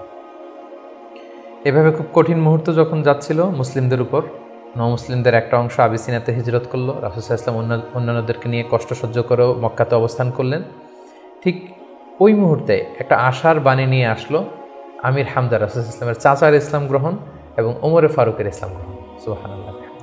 তারা যখন ইসলাম ধর্ম গ্রহণ করলো তখন মক্কার কুরাইশ একটু নড়ে চড়ে বসলো, কারণ তারা তখন পাবলিকলি কয়েকজন একসাথে মিলে দুইটা লাইন করে মিছিল দিতে শুরু করলো, আল্লাহু আকবার আল্লাহু আকবার, তাকবীর দিতে দিতে তারা কাবা পর্যন্ত গেল। এবং এই দৃশ্য যখন মক্কার কাফিররা দেখলো তখন তারা বলতে আরম্ভ করলো, না, এটাকে যে কোনো মূল্যে থামাতে হবে। রাসূল সাল্লাল্লাহু আলাইহি ওয়াসাল্লামকে তারা প্রপোজ করলো, তুমি নারী চাও মুহাম্মদ, তোমাকে আরব্য সুন্দরী নারী এনে দেব, তুমি সম্পদ চাও সম্পদ দেব, ক্ষমতা চাও ক্ষমতা দেব, কিন্তু এই নতুন যেই দাওয়াত দিচ্ছ তুমি এটা বন্ধ করো। রাসূল সাল্লাল্লাহু আলাইহি ওয়াসাল্লাম বললেন, তোমরা যদি আমার ডান হাতে লাওয়াদাউ শামসা ফি ইয়ামিনি ওয়াল খামারা ফি ইয়াসারি, ডান হাতে যদি তোমরা সূর্য এনে দাও, বাঁ হাতে যদি আমাকে চাঁদ এনে দাও, তারপরেও এই দাওয়াত থেকে, আমার এই মিশন থেকে আমি এক চুল পরিমাণে পেছনে যাব না। এবার আবু জাহেল, উতবা, শাইবা, ওয়ালিদ ইবনে মুগীরা তারা সিদ্ধান্ত নিল, না, মুহাম্মদকে থামাতে হলে আমাদেরকে অন্য স্ট্র্যাটেজিতে যেতে হবে, তাদেরকে বয়কট করতে হবে। এবং তারা তখন প্রপোজ করলো যে আমরা বয়কট করব। আবু তালেবকে বলল, আবু তালেব, তোমার ভাতিজা তোমার শেল্টারে আমাদের সমাজে বিশৃঙ্খলা তৈরি করছে, নতুন ধর্মের দাওয়াত দিচ্ছে, হয় মুহাম্মদকে আমাদের হাতে তুলে দাও, তা না হলে বয়কট, তোমাদেরকে আমরা বয়কট করতে বাধ্য হব। আবু তালেব বললেন যে না, পিতাহারা মাতাহারা মুহাম্মদকে আমি ছোটোবেলা থেকে লালন পালন করেছি, আমার ভাতিজার কোনো ক্ষতি আমি হতে দিব না। তারা বয়কটের ঘোষণা দিল। তারা বলল, আমরা সবাই মিলে ইবনু হাশিমকে বয়কট করলাম, তোমাদের সাথে আমাদের কোনো বিবাহ হবে না, কোনো অর্থনৈতিক চুক্তি হবে না, আমরা কোনো পণ্য বিক্রি করব না, তোমাদের থেকে কিনবো না, কথা বলবো না, তোমাদেরকে বয়কট। 3 বছর শিয়াবে আবি তালেবে রাসূল সাল্লাল্লাহু আলাইহি ওয়াসাল্লামের চাচা এবং মুসলিমরা এই বয়কটের মধ্যে ছিলেন। প্রথম বছর তারা ছাগল পালতো, যেহেতু ছাগল জবাই করে খেয়েছে। তারপরের বছর ছাগলের চামড়া, এবং অনেক সাহাবী ছাগলের চামড়া, গাছের ছাল খেয়ে বেহুশ হয়ে থাকতো, যেহেতু কোনো খাবার দাবারের ব্যবস্থা ছিল না। ঠিক নবুয়তের 7ম বৎসরে এই বয়কট শুরু হলো 10ম বৎসর পর্যন্ত। 3টি বছর তারা এই বয়কটের মধ্য দিয়ে গিয়েছে। এবং রাসূল সাল্লাল্লাহু আলাইহি ওয়াসাল্লাম নবুয়তের 10ম বৎসরে চাচা আবু তালেবকে বললেন যে, চাচা, আল্লাহ তাআলা আমাকে জানিয়েছেন যে তারা যে বয়কটের যে ধারাগুলো লিখেছিল, যে আমাদের কাছে পণ্য বিক্রি করবে না, আমাদের সাথে বিয়ে শাদী হবে না, কথাবার্তা হবে না, এবং এই ধারাগুলো লিখে তারা একটা কাগজে এটাকে কাবা ঘরের ছাদের উপরে ঝুলিয়ে দিয়েছিল। রাসূল সাল্লাল্লাহু আলাইহি ওয়াসাল্লাম বললেন যে, চাচা, আপনি তাদের কাছে যান, যে বলুন যে আল্লাহ তাআলা আমাকে জানিয়েছে উই পোকা এসে তাদের ধারার প্রতিটি কথা উই পোকা খেয়ে ফেলেছে, সেখানে শুধু আল্লাহ এই শব্দটা অবশিষ্ট আছে। আমি যদি নবী না হই তাহলে তো এটা আমার পক্ষে বলা সম্ভব না। আবু তালেব যে বললেন, শোনো, আমার ভাতিজা মুহাম্মদ বলেছে যে তোমাদের ধারার প্রতিটি কথা উই পোকা খেয়ে ফেলেছে, যেটা তোমরা কাবা ঘরে লটকে রেখেছো গত 3 বছর, যাও যেয়ে দেখো। যদি দেখো মুহাম্মদ যা জানিয়েছে এটা মিথ্যা, তাহলে মুহাম্মদকে তোমাদের হাতে তুলে দেবো, আর যদি সত্য হয় তাহলে এই বয়কট তোমরা ভেঙে দিতে হবে। তারা যে তাই দেখলো, রাসূল সাল্লাল্লাহু আলাইহি ওয়াসাল্লাম যেমনটি বলেছেন, কোনো লেখা সেই নথিপত্রে নেই, শুধু আল্লাহ নামটি ছাড়া। এটা দেখে তাদের কারো কারোর মধ্যে ভয় আসলো যে না, এতটা আমাদের আত্মীয়, এরা একই বংশের লোক, একই সমাজের লোক, এটা করা ঠিক হবে না। নবুয়তের 10ম বৎসর এই বয়কটকে তারা উঠিয়ে নিল। কিন্তু তার চেয়েও দুঃখজনক ঘটনা আমাদের জন্য সামনে অপেক্ষা করছে। সেটা হচ্ছে নবুয়তের 10ম বৎসর রাসূল সাল্লাল্লাহু আলাইহি ওয়াসাল্লামের এই চাচা আবু তালেব ইন্তেকাল করলো, যিনি রাসূল সাল্লাল্লাহু আলাইহি ওয়াসাল্লামকে পলিটিক্যাল শেল্টার দিতেন, এবং রাসূল সাল্লাল্লাহু আলাইহি ওয়াসাল্লামকে ঘরে যিনি শক্তি যোগাতেন, সাহস যোগাতেন এবং ফিনান্সিয়াল সাপোর্ট দিতেন, তার সেই প্রিয়তমা স্ত্রী খাদিজা রাদিয়াল্লাহু তাআলা আনহা নবুয়তের 10ম বৎসরে চাচার ইন্তেকালের 6 মাস পরে ইন্তেকাল করলেন। রাসূল সাল্লাল্লাহু আলাইহি ওয়াসাল্লাম তখন সাউদা বিনতে জামাআ রাদিয়াল্লাহু তাআলা আনহাকে বিয়ে করলেন। আয়েশা রাদিয়াল্লাহু তাআলা আনহার সাথে বিয়ের কন্ট্রাক্ট অর্থাৎ আকদ হলো, কিন্তু সংসার শুরু হয়নি। কিন্তু এখন তো রাসূল সাল্লাল্লাহু আলাইহি ওয়াসাল্লামকে বাঁচানোর মতো কেউ নেই, শেল্টার দেওয়ার মতো কেউ নেই। এখন তো যে কেউ রাসূল সাল্লাল্লাহু আলাইহি ওয়াসাল্লামের উপর অ্যাটাক করতে পারে। তাই রাসূল সাল্লাল্লাহু আলাইহি ওয়াসাল্লাম পাশের শহর টুইন সিটি তায়েফে চলে গেলেন। তায়েফের লোকদেরকে দাওয়াত দিলেন। নবুয়তের 10ম বছরেই তিনি তায়েফে চলে গেলেন। কিন্তু আমরা তায়েফের ঘটনা জানি। To make the long story short, সেখানে তিনি রিজেক্টেড হলেন, পাথর মারা হলো, রক্তাক্ত হয়ে তিনি ফিরে আসলেন এক খেজুর বাগানের ভেতরে। ফজরের সময় তিনি যখন তেলাওয়াত করছিলেন, একদল জিন যাচ্ছিল এবং তারা রাসূল সাল্লাল্লাহু আলাইহি ওয়াসাল্লামের কণ্ঠের তেলাওয়াত শুনে জিন জাতি ঈমান এনে ফেলল। আল্লাহ তাআলা বোঝাতে চাইলেন, নবী হে, মক্কায় নির্যাতিত হয়ে তায়েফে গিয়েছেন, তায়েফে রক্তাক্ত হয়েছেন, রিজেক্টেড হয়েছেন, তায়েফের লোকের আপনার কথা শুনেনি, কিন্তু অদৃশ্য জগতের এক জাতি, জিন জাতি আপনার এই কথা শুনে ঈমান এনে মুসলমান হয়ে গিয়েছে। সুবহানাল্লাহ। তায়েফে যখন তিনি রিজেক্টেড হলেন, এবার তিনি কোথায় যাবেন? মক্কাতে আসলে এখানে মৃত্যু অপেক্ষা করছে। তায়েফে তিনি আশ্রয় পেলেন না। এবার তিনি মক্কার অনতি দূরে দাঁড়িয়ে একজন লোককে পাঠালেন যে যাও, যে বলো যে কেউ কি নেই আমাকে শেল্টার দিবে? আমার তো এটা আমার শেকড়, জন্মভূমি, আমার বাবা দাদা সবাই এ এলাকার, আমার স্মৃতি, শৈশব কৈশোর সব এখানে। আমি তো তোমাদের সাথে কোনো খারাপ আচরণ কখনো করিনি, কাউকে ঠকাইনি, আমাকে থাকবার জন্য কি কেউ আশ্রয় দিবে না? কেউ তখন আবু জাহেল, উতবা, সাইবার ভয়ে রাসূল সাল্লাল্লাহু আলাইহি ওয়াসাল্লামকে আমান বা সিকিউরিটি দিতে রাজি হলো না। একজন লোক ছাড়া, তিনি হচ্ছেন মুতঈম ইবনে আদি। যদিও সে মুশরিক, কিন্তু রাসূল সাল্লাল্লাহু আলাইহি ওয়াসাল্লামকে শেল্টার বা আমান দেওয়ার জন্য রাজি হলো। আল্লাহর মেহেরবানি, এই মুশরিক মুতঈম ইবনে আদির শেল্টারে রাসূল সাল্লাল্লাহু আলাইহি ওয়াসাল্লাম মক্কায় ঢুকলেন, তাওয়াফ করলেন, মক্কায় থাকতে আরম্ভ করলেন। কিন্তু মক্কার পরিবেশ পরিস্থিতি মোটেও রাসূল সাল্লাল্লাহু আলাইহি ওয়াসাল্লামের অনুকূলে নয়। রাসূল সাল্লাল্লাহু আলাইহি ওয়াসাল্লাম খুব কষ্টে দিনাতিপাত করতে লাগলেন। কিছুদিন আগে চাচা হারিয়েছেন, ঘরের স্ত্রী খাদিজা রাদিয়াল্লাহু তাআলা আনহাকে হারিয়েছেন, তায়েফে যে নির্যাতিত হয়েছেন, ডানে বায়ে সামনে পেছনে সাহস জোগানোর মতো কেউ নেই। রাসূল সাল্লাল্লাহু আলাইহি ওয়াসাল্লামের হৃদয়টা ভেঙে চুরমার খান খান। ঠিক সেই মুহূর্তে নবুয়তির 11তম বৎসরে রাসূল সাল্লাল্লাহু আলাইহি ওয়াসাল্লামের হৃদয়টাকে আনন্দ দিয়ে ভরে দেবার জন্য স্পেশাল মিটিংয়ে রাসূল সাল্লাল্লাহু আলাইহি ওয়াসাল্লামকে ডেকে নিলেন আল্লাহ তাআলা তার আরশে।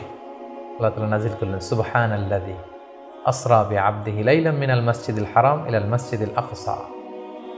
তিনি মসজিদে হারাম থেকে এক রাত্রিবেলা রাসূল সাল্লাল্লাহু আলাইহি ওয়াসাল্লামকে জিবরাইল আলাইহিস সালামের মারফত তিনি মসজিদে আকসায় নিলেন, সেখান থেকে 7 আকাশ ভ্রমণ করিয়ে আল্লাহর আরশে নিয়ে গেলেন।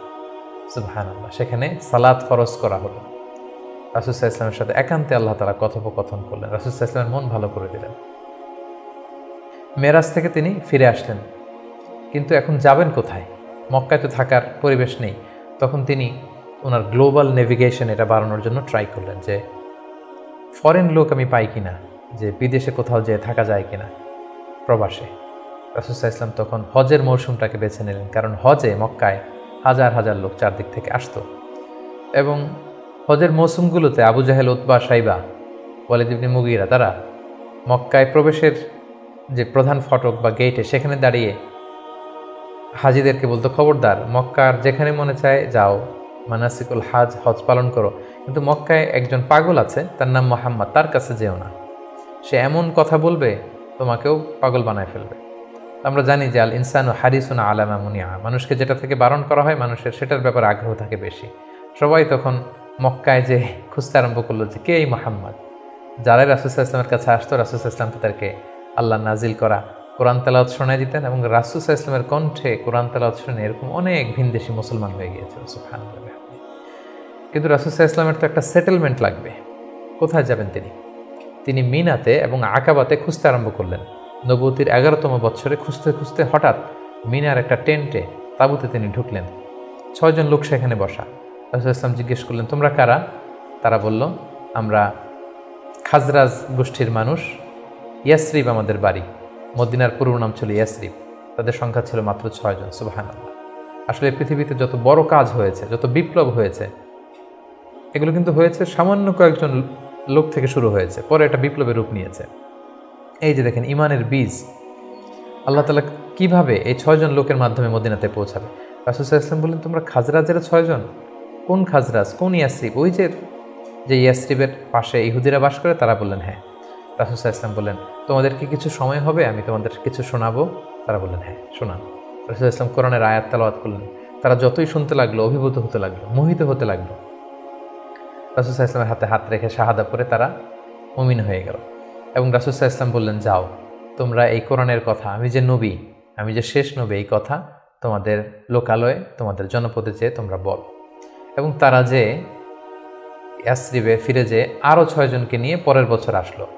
নবুয়তির 12তম বৎসর রাসূল সাল্লাল্লাহু আলাইহি ওয়াসাল্লাম খুঁজে খুঁজে হাজিদের তাঁবু খুঁজে খুঁজে সেই 12 জনের তাঁবুতে গেলেন এবং তারা 12 জন রাসূল সাল্লাল্লাহু আলাইহি ওয়াসাল্লামের হাতে হাত রেখে একটা শপথ করেছিলেন। এটাকে বলা হয় বাইআতুল আকাবা আল উলা, আকাবার প্রথম শপথ। মিনার পাশেই যে পাহাড় বেষ্টিত এরিয়া, এটাকে আকাবা বলে। এই আকাবার প্রথম শপথে 12 জন তারা রাসূল সাল্লাল্লাহু আলাইহি ওয়াসাল্লামের হাতে হাত রেখে শপথ করলো যে নবী আপনি যা বলেন আমরা তাই শুনব, আপনি যে আদেশ দেন সেটাই আমরা মাথা পেতে নেব। রাসূল সাল্লাল্লাহু আলাইহি ওয়াসাল্লাম খুশি হলেন, তার হৃদয়ে আশার সঞ্চার হলো যে না, হয়তো ইয়াসরিবে আমি চলে যেতে পারবো। এবং এই 12 জনকে সাথে করে রাসূল সাল্লাল্লাহু আলাইহি ওয়াসাল্লাম মক্কার একজন নমুসলিম সাহাবীকে পাঠালেন, যার নাম হচ্ছে মুসআব। বললেন যে মুসআব, তুমি অন বিহাফ অফ মি কোরআনের আয়াতগুলো, ইসলামের যে বিধানগুলো এসেছে এগুলো এই 12 জনের সাথে তুমি ইয়াসরিবে চলে যাও as a brand ambassador of Islam. ইসলামের প্রথম অ্যাম্বাসেডর হিসেবে তিনি মক্কা থেকে মদিনায় গিয়েছিলেন। এবং মুসআব ছিলেন খুব ড্যাশিং চেহারার একজন সাহাবী। তার আতরের ঘ্রাণ, যে দামি পারফিউম তিনি ইউজ করতেন, এটা শুকে এই ঘ্রাণ যারা পেয়েছে তারা বিমোহিত হয়েছে সবসময়। দেখেন, একজন দায়ীর কোয়ালিটি কিন্তু এটা, তাকে খুব স্মার্ট হতে হবে। এবং রাসূল সাল্লাল্লাহু আলাইহি ওয়াসাল্লামের খুব চমৎকার সিলেকশন, তিনি মুসআব ইবনে উমাইরকে এই কাজের জন্য সিলেক্ট করেছেন। এই 12 জনকে নিয়ে মুসআব রাদিয়াল্লাহু তাআলা আনহু তিনি ইয়াসরিবে ফিরে গেলেন এবং তিনি অল্প কিছুদিনের ব্যবধানে কয়েকশো মানুষকে মুসলিম বানিয়ে ফেললেন। সুবহানাল্লাহ, ইসলামের বাণী তিনি প্রচার করে ফেললেন। এবং রাসূল সাল্লাল্লাহু আলাইহি ওয়াসাল্লাম তখন নও-মুসলিম যারা অবশিষ্ট ছিল তাদের সবাইকে ইয়াসরিবে চলে যেতে বললেন, যেহেতু মুসআব রাদিয়াল্লাহু তাআলা আনহু সেখানে যে একটা গ্রাউন্ড তৈরি করেছেন, সেখানে মুসলমান দল ভারী হতে শুরু করেছে। রাসূল সাল্লাল্লাহু আলাইহি ওয়াসাল্লাম নও-মুসলিম সাহাবীদেরকে ওখানে পাঠালেন এবং তার পরের বছর নবুয়তির 13তম বৎসরে আবার সেই মিনার হাজি ক্যাম্পে রাসূল সাল্লাল্লাহু আলাইহি ওয়াসাল্লাম অপেক্ষা করলেন যে দেখি মুসআব ইবনে উমাইর এবং সেই 12 জন তারা কি করে। তারা 13তম বৎসরে 75 জন নিয়ে 75% তারা নিয়ে রাসূল সাল্লাল্লাহু আলাইহি ওয়াসাল্লামের হাতে বায়াত গ্রহণ করেছিলেন। এবং সম্মানিত সুদী, এবারের বায়াতটা ছিল পলিটিক্যাল বাইয়া। নবুয়তির 12তম বৎসরে 12 জন সাহাবী, যারা 12 জন শপথ নিয়েছিল, সেটা ছিল বাইয়াতুল আকাবাল উলা। এবার 75 জন নিল পলিটিক্যাল বাইয়া, বাইয়াতুল আকাবা সানিয়া, যে শুধু আমার আনুগত্য না, আমার জীবন মানে তোমাদের জীবন, তোমাদের জীবন আমার জীবন, তোমরা তোমাদের জীবন বাঁচানোর জন্য যা করবে আমি নবীকে বাঁচানোর জন্য তাই করতে হবে। আদাম বিদ্দাম আল হাদাম আল হাদাম। তারা পলিটিক্যাল বাইয়া আনিল এবং রাসূল সাল্লাল্লাহু আলাইহি ওয়াসাল্লামকে বলল যে ইয়া রাসূলুল্লাহ, আপনার জন্য আমাদের জীবন কুরবান। The land of Yathrib is completely ready for you, we just waiting for your arrival. আমরা আপনার আগমনের, শুভাগমনের অপেক্ষায়, আপনি আসুন, আমরা আপনাকে সাপোর্ট দেব, আমরা সেখানে ইসলামী সাম্রাজ্য গড়ে তুলব। রাসূল সাল্লাল্লাহু আলাইহি ওয়াসাল্লাম তিনি আশা পেলেন এবং আল্লাহ তাআলা ইঙ্গিত দিলেন যে মুহাম্মদ, তোমাকে সেই ইয়াসরিবে ফিরে যেতে হবে। রাসূল সাল্লাল্লাহু আলাইহি ওয়াসাল্লাম বললেন, তোমাদের মধ্য থেকে আমি 12 জনকে নাকিব বানাতে চাই, 12 জন লিডার, তোমরা যে ইসলাম প্রচার করবে। তারা গেল এবং ঠিক এই বাইআতুল আকাবা সানিয়ার 2.5 মাস পরে রাসূলুল্লাহ সাল্লাল্লাহু আলাইহি ওয়াসাল্লাম হিজরত করলেন। হিজরতের ব্যাপারে আমার বিভিন্ন আলোচনাতে আমরা সেখানে ফুটিয়ে তুলেছি। আজকের এই পর্বে, যেহেতু এটা একটা সংক্ষিপ্ত পর্ব এবং এক পর্বে আমরা পুরো জীবনীকে কভার করতে চাচ্ছি, আমরা হিজরত নিয়ে বিস্তারিত আলোচনা করতে পারছি না।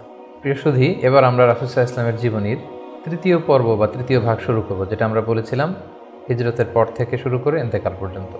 রাসূল সাল্লাল্লাহু আলাইহি ওয়াসাল্লাম হিজরত করে সাইয়েদনা আবু বকর রাদিয়াল্লাহু তাআলা আনহুকে নিয়ে মদিনায় আসলেন। মদিনাবাসী আনন্দিত, উচ্ছ্বসিত, উদ্বেলিত রাসূল সাল্লাল্লাহু আলাইহি ওয়াসাল্লামকে পেয়ে। রাসূল সাল্লাল্লাহু আলাইহি ওয়াসাল্লাম প্রথমে এসেই কোবা একটা এলাকা আছে, কোবা পল্লীতে তিনি কয়েকদিন থাকলেন এবং সেখানে একটা ছোট্ট মসজিদ নির্মাণ করলেন। তারপর তিনি মদিনাতে গেলেন। আসলে জায়গাটা ছিল ইয়াসরিব, তিনি যে জায়গাটার নাম পরিবর্তন করে মাদিনা করলেন, মাদিনাতুন নবী বা তাইবা, পবিত্র নগরী। সেখানে যে ইয়াসরিবে যেও তিনি একটি মসজিদ প্রতিষ্ঠা করলেন, যে মসজিদটা হচ্ছে মসজিদে নববী, নবীর প্রতিষ্ঠিত মসজিদ। এবং এই মসজিদে তিনি 10 বছর ইমামতি করেছেন। এই মসজিদটাই ওনার সব কিছু ছিল। ফরেন ডেলিগেশন আসলে এখানে দেখা করতেন, এখানে তিনি আহলে সুফাদেরকে শিক্ষা দিতেন। এটাই ইউনিভার্সিটি ছিল, এটাই হাইকোর্ট, এটাই সুপ্রিম কোর্ট, এখানে বিচার কার্য পরিচালনা করতেন। এখান থেকে তিনি সামরিক অভিযানগুলো পরিচালনা করতেন। মদিনাতে তিনি এসে দেখলেন যে মদিনাতে হিজরত করা সাহাবারা, মদিনায় যারা মুসলিম হয়েছে তার মানে মুসলিম একটা কমিউনিটি। আবার দেখলেন কিছু মুশরিক কমিউনিটি আছে যারা এখনও মুসলিম হয়নি। আবার তিনি দেখলেন যে ইহুদিদের একটা কমিউনিটি আছে, 3 দিকে তারা থাকে। তাদের 3টা গোত্র, বনু কাইনুকা, বনু নাদির, বনু কুরাইদা। তিনি ভাবলেন যে সবাই মিলে একটা সংঘবদ্ধ আমাদের চার্টার থাকা দরকার। তিনি তাদের সবার সাথে বসলেন, তিনি মদিনা চার্টার করলেন, যেটাকে মদিনা সনদ বলা হয়। সুবহানাল্লাহ। তিনি মদিনা চার্টারে উল্লেখ করলেন যে আমরা মদিনাকে রক্ষার জন্য মুসলিম, প্যাগানস, জিউস সবাই এক, আমরা একে অপরের সাথে মিত্রতা থাকবে এবং বহিঃশত্রুর আক্রমণ থেকে আমরা একে অপরকে রক্ষা করব। এবং তিনি মক্কা থেকে যারা হিজরত করে এসেছেন মুহাজির সাহাবী এবং মদিনাতে যারা এই মুহাজির সাহাবীদেরকে অ্যাকোমোডেট করেছেন, ওয়েলকাম করেছেন, আনসার সাহাবী, তাদের মধ্যে তিনি ভ্রাতৃত্বের বন্ধন প্রতিষ্ঠা করলেন। শুরু হলো মদিনার নতুন জার্নি। প্রথম বছরে অর্থাৎ প্রথম হিজরিতে তিনি এই কাজগুলো করলেন। দ্বিতীয় হিজরিতে একটা সিগনিফিক্যান্ট ঘটনা ঘটলো, সেটা হচ্ছে কেবলা চেঞ্জ করে দেওয়া হলো। রাসূল সাল্লাল্লাহু আলাইহি ওয়াসাল্লাম মদিনাতে এসে 16-17 মাস বাইতুল মাকদাসের দিকে হয়ে নামাজ পড়তেন, কিন্তু চাইতেন যে মক্কায় যদি আল্লাহ তাআলা চেঞ্জ করে দিতেন কতই না ভালো হতো। আল্লাহ তাআলা চেঞ্জ করে দিলেন। আল্লাহ বললেন, ফাওয়াল্লি ওয়াজহাকা শাতরাল মসজিদিল হারাম, নবী হে আপনি মসজিদুল হারামের দিকে মুখ ফিরিয়ে এখন থেকে নামাজ পড়বেন। এটা দ্বিতীয় হিজরির ঘটনা। দ্বিতীয় হিজরির সবচাইতে গুরুত্বপূর্ণ ইনসিডেন্ট হচ্ছে দ্য ব্যাটল অফ বাদর, গজওয়াতুল বাদর, বদরের যুদ্ধ। কারণ কুরাইশরা তো তারা দেখলো যে না, মুহাম্মদ হাতছাড়া হয়ে গেল, সব মুসলিমরা হাতছাড়া হয়ে গেল, তাদেরকে তো সহজে ছেড়ে দেওয়া যায় না। তখন একটা যুদ্ধ হলো, বিশাল যুদ্ধ। রাসূল সাল্লাল্লাহু আলাইহি ওয়াসাল্লাম একটা ক্যারাভান আটকাতে গেলেন, কিন্তু তারা খবর পাঠালো যে মুহাম্মদ তার সৈন্য নিয়ে অ্যাটাক করছে। তারা 1000 সৈন্য নিয়ে আসলো বদরের প্রান্তরে, মদিনা থেকে 70-80 কিলো দূরে। মুসলমানদের সংখ্যা ছিল মাত্র 314 জন। বিশাল রক্তক্ষয়ী যুদ্ধ হলো। আল্লাহ তাআলা মুসলিমদেরকে ফেরেশতা দিয়ে, আসমানি মাদাদ দিয়ে সাহায্য করলেন। আল্লাহ বললেন, ওয়ালাকাদ নাসারাকুমুল্লাহু বিবাদরি ওয়া আনতুম আদিল্লাহ। আল্লাহ তোমাদেরকে বদরের প্রান্তরে সহায়তা করেছিলেন, তোমরা খুব দুর্বল ছিলে, ফেরেশতা দিয়ে আমি তোমাদেরকে সহযোগিতা করেছি, বিজয় এনে দিয়েছি। মুসলিমরা বিজয় লাভ করলো। 70 জন কুরাইশ নিহত হলো, 70 জন বন্দী হলো, মুসলমানরা জয়লাভ করলো। দ্বিতীয় হিজরির আরেকটা ইনসিডেন্ট হচ্ছে, আমি বলেছি যে 3টা জিউস ট্রাইব, ইহুদি গোত্র ছিল। এর মধ্যে একটা গোত্র কাইনুকা, তারা এক মুসলিম নারীকে তার শ্লীলতাহানি করে এবং তারা চুক্তি ভঙ্গ করে। পরে রাসূল সাল্লাল্লাহু আলাইহি ওয়াসাল্লাম তাদেরকে অবরোধ করলেন এবং মদিনা থেকে বের করে দিলেন, এক্সাইল দিলেন, নির্বাসন। কারণ কি ছিল? তারা চুক্তি ভঙ্গ করেছে। রাসূল সাল্লাল্লাহু আলাইহি ওয়াসাল্লাম কখনো আগ বাড়িয়ে কারোর সাথে বিরোধিতায় জড়াননি, শান্তি নষ্ট করেননি। তিনি মদিনায় যে একটা শান্তিময় সাম্রাজ্য গঠন করবার জন্য মদিনা চার্টার করেছেন, মদিনা সনদ আমরা যেটা বলেছি। কিন্তু সর্বপ্রথম এটা ভঙ্গ করলো কারা? বনু কাইনুকা নামে যে ইহুদি গোত্র আছে তারা। ফলে রাসূল সাল্লাল্লাহু আলাইহি ওয়াসাল্লাম তাদেরকে নির্বাসন দিলেন। এবং দ্বিতীয় হিজরিতে রোজার বিধান এবং জাকাতের বিধানকে ফরজ করা হলো। তৃতীয় হিজরির সবচেয়ে গুরুত্বপূর্ণ ঘটনা হচ্ছে উহুদের যুদ্ধ। কারণ 1 বছর আগে দ্বিতীয় হিজরিতে কুরাইশদের 70 জন নিহত হয়েছে, 70 জন বন্দী হয়েছে। তাদের যেই ক্ষত, ঘা, এটা শুকায়নি। সেটা প্রতিশোধ নেওয়ার জন্য তারা আসলো 3000 সৈন্য নিয়ে। মুসলিমরা ছিল মাত্র 1000। ইনিশিয়ালি রাসূল সাল্লাল্লাহু আলাইহি ওয়াসাল্লামের কিছু দিক নির্দেশনা অমান্য করার কারণে মুসলিমরা পরাজিত হতে আরম্ভ করলো, কিন্তু শেষের দিকে তারা আবার যুদ্ধে একটা ব্যালেন্স তৈরি করলো। কিন্তু তারপরেও 70 জন মুসলিম এই যুদ্ধে শহীদ হয়েছেন। এবং রাসূল সাল্লাল্লাহু আলাইহি ওয়াসাল্লাম তার প্রিয়তম চাচা হামজা ইবনে আব্দুল মুত্তালিব, যাকে সাইয়্যিদুশ শুহাদা ঘোষণা দেওয়া হয়েছে, এবং যে মুসআব ইবনে উমাইরকে দ্য ফার্স্ট অ্যাম্বাসেডর করে তিনি পাঠিয়েছিলেন, এই যুদ্ধে তিনিও শহীদ হয়েছেন। 70 জন সাহাবীকে রাসূল সাল্লাল্লাহু আলাইহি ওয়াসাল্লাম হারিয়েছেন সেই যুদ্ধে। তৃতীয় হিজরিতে রাসূল সাল্লাল্লাহু আলাইহি ওয়াসাল্লাম হাফসা রাদিয়াল্লাহু তাআলা আনহাকে বিয়ে করেন, জাইনাব বিনতে খুজাইমাকে বিয়ে করেন। এবং তৃতীয় হিজরি সনে ফাতিমা রাদিয়াল্লাহু তাআলা আনহা, আলী রাদিয়াল্লাহু তাআলা আনহার ঘরকে উজালা করে রাসূল সাল্লাল্লাহু আলাইহি ওয়াসাল্লামের প্রথম নাতি হাসান রাদিয়াল্লাহু তাআলা আনহু জন্মগ্রহণ করেছিলেন। চতুর্থ হিজরির একটা মর্মান্তিক ঘটনা হচ্ছে বীরে মাউনার ঘটনা। নজদ থেকে কিছু লোক এসে রাসূল সাল্লাল্লাহু আলাইহি ওয়াসাল্লামকে বললেন, আপনি কিছু সাহাবাকে, কারি সাহাবাকে, হাফেজ সাহাবাদেরকে আমাদের সাথে পাঠান, তারা নজদে এসে আমাদেরকে ইসলাম শেখাবে। রাসূল সাল্লাল্লাহু আলাইহি ওয়াসাল্লাম 70 জন কারি সাহাবাকে বিশ্বাস করে পাঠিয়েছিলেন যে তাদেরকে নিয়ে যাও, তারা ইসলাম শেখাবে। কিন্তু তারা বিশ্বাসঘাতকতা করে এই সাহাবীদেরকে হত্যা করেছিল। এটা বীরে মাউনার ঘটনা। রাসূল সাল্লাল্লাহু আলাইহি ওয়াসাল্লাম অত্যন্ত মর্মাহত হয়েছিলেন। এবং চতুর্থ হিজরির আরেকটা ঘটনা হচ্ছে যে বনু নাদির, ইহুদিদের যে দ্বিতীয় গোষ্ঠী, বনু নাদিরকে রাসূল সাল্লাল্লাহু আলাইহি ওয়াসাল্লাম নির্বাসন দিয়েছিলেন, মদিনা থেকে বের করে দিয়েছিলেন। কারণ কি? একই ঘটনা, বিশ্বাসঘাতকতা, দ্য ট্রেচারি, বিশ্বাসঘাতকতার কারণে।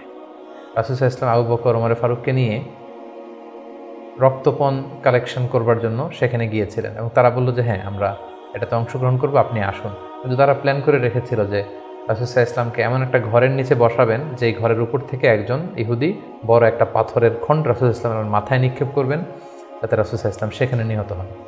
এই প্ল্যান করে রাসূল সাল্লাল্লাহু আলাইহি ওয়াসাল্লামকে ঠিক ওই লোকেশনে যখন ডাকলেন, রাসূল সাল্লাল্লাহু আলাইহি ওয়াসাল্লাম যাচ্ছিলেন, ইন দ্য মিন টাইম আল্লাহ তাআলা রাসূল সাল্লাল্লাহু আলাইহি ওয়াসাল্লামকে সব জানিয়ে দিলেন তাদের কনস্পাইরেসি।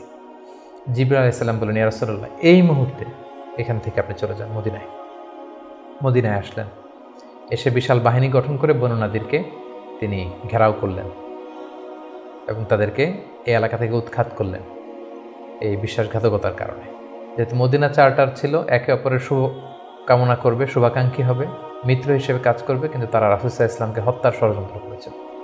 তাদেরকে রাসূল সাল্লাল্লাহু আলাইহি ওয়াসাল্লাম এখান থেকে বের করে দিলেন।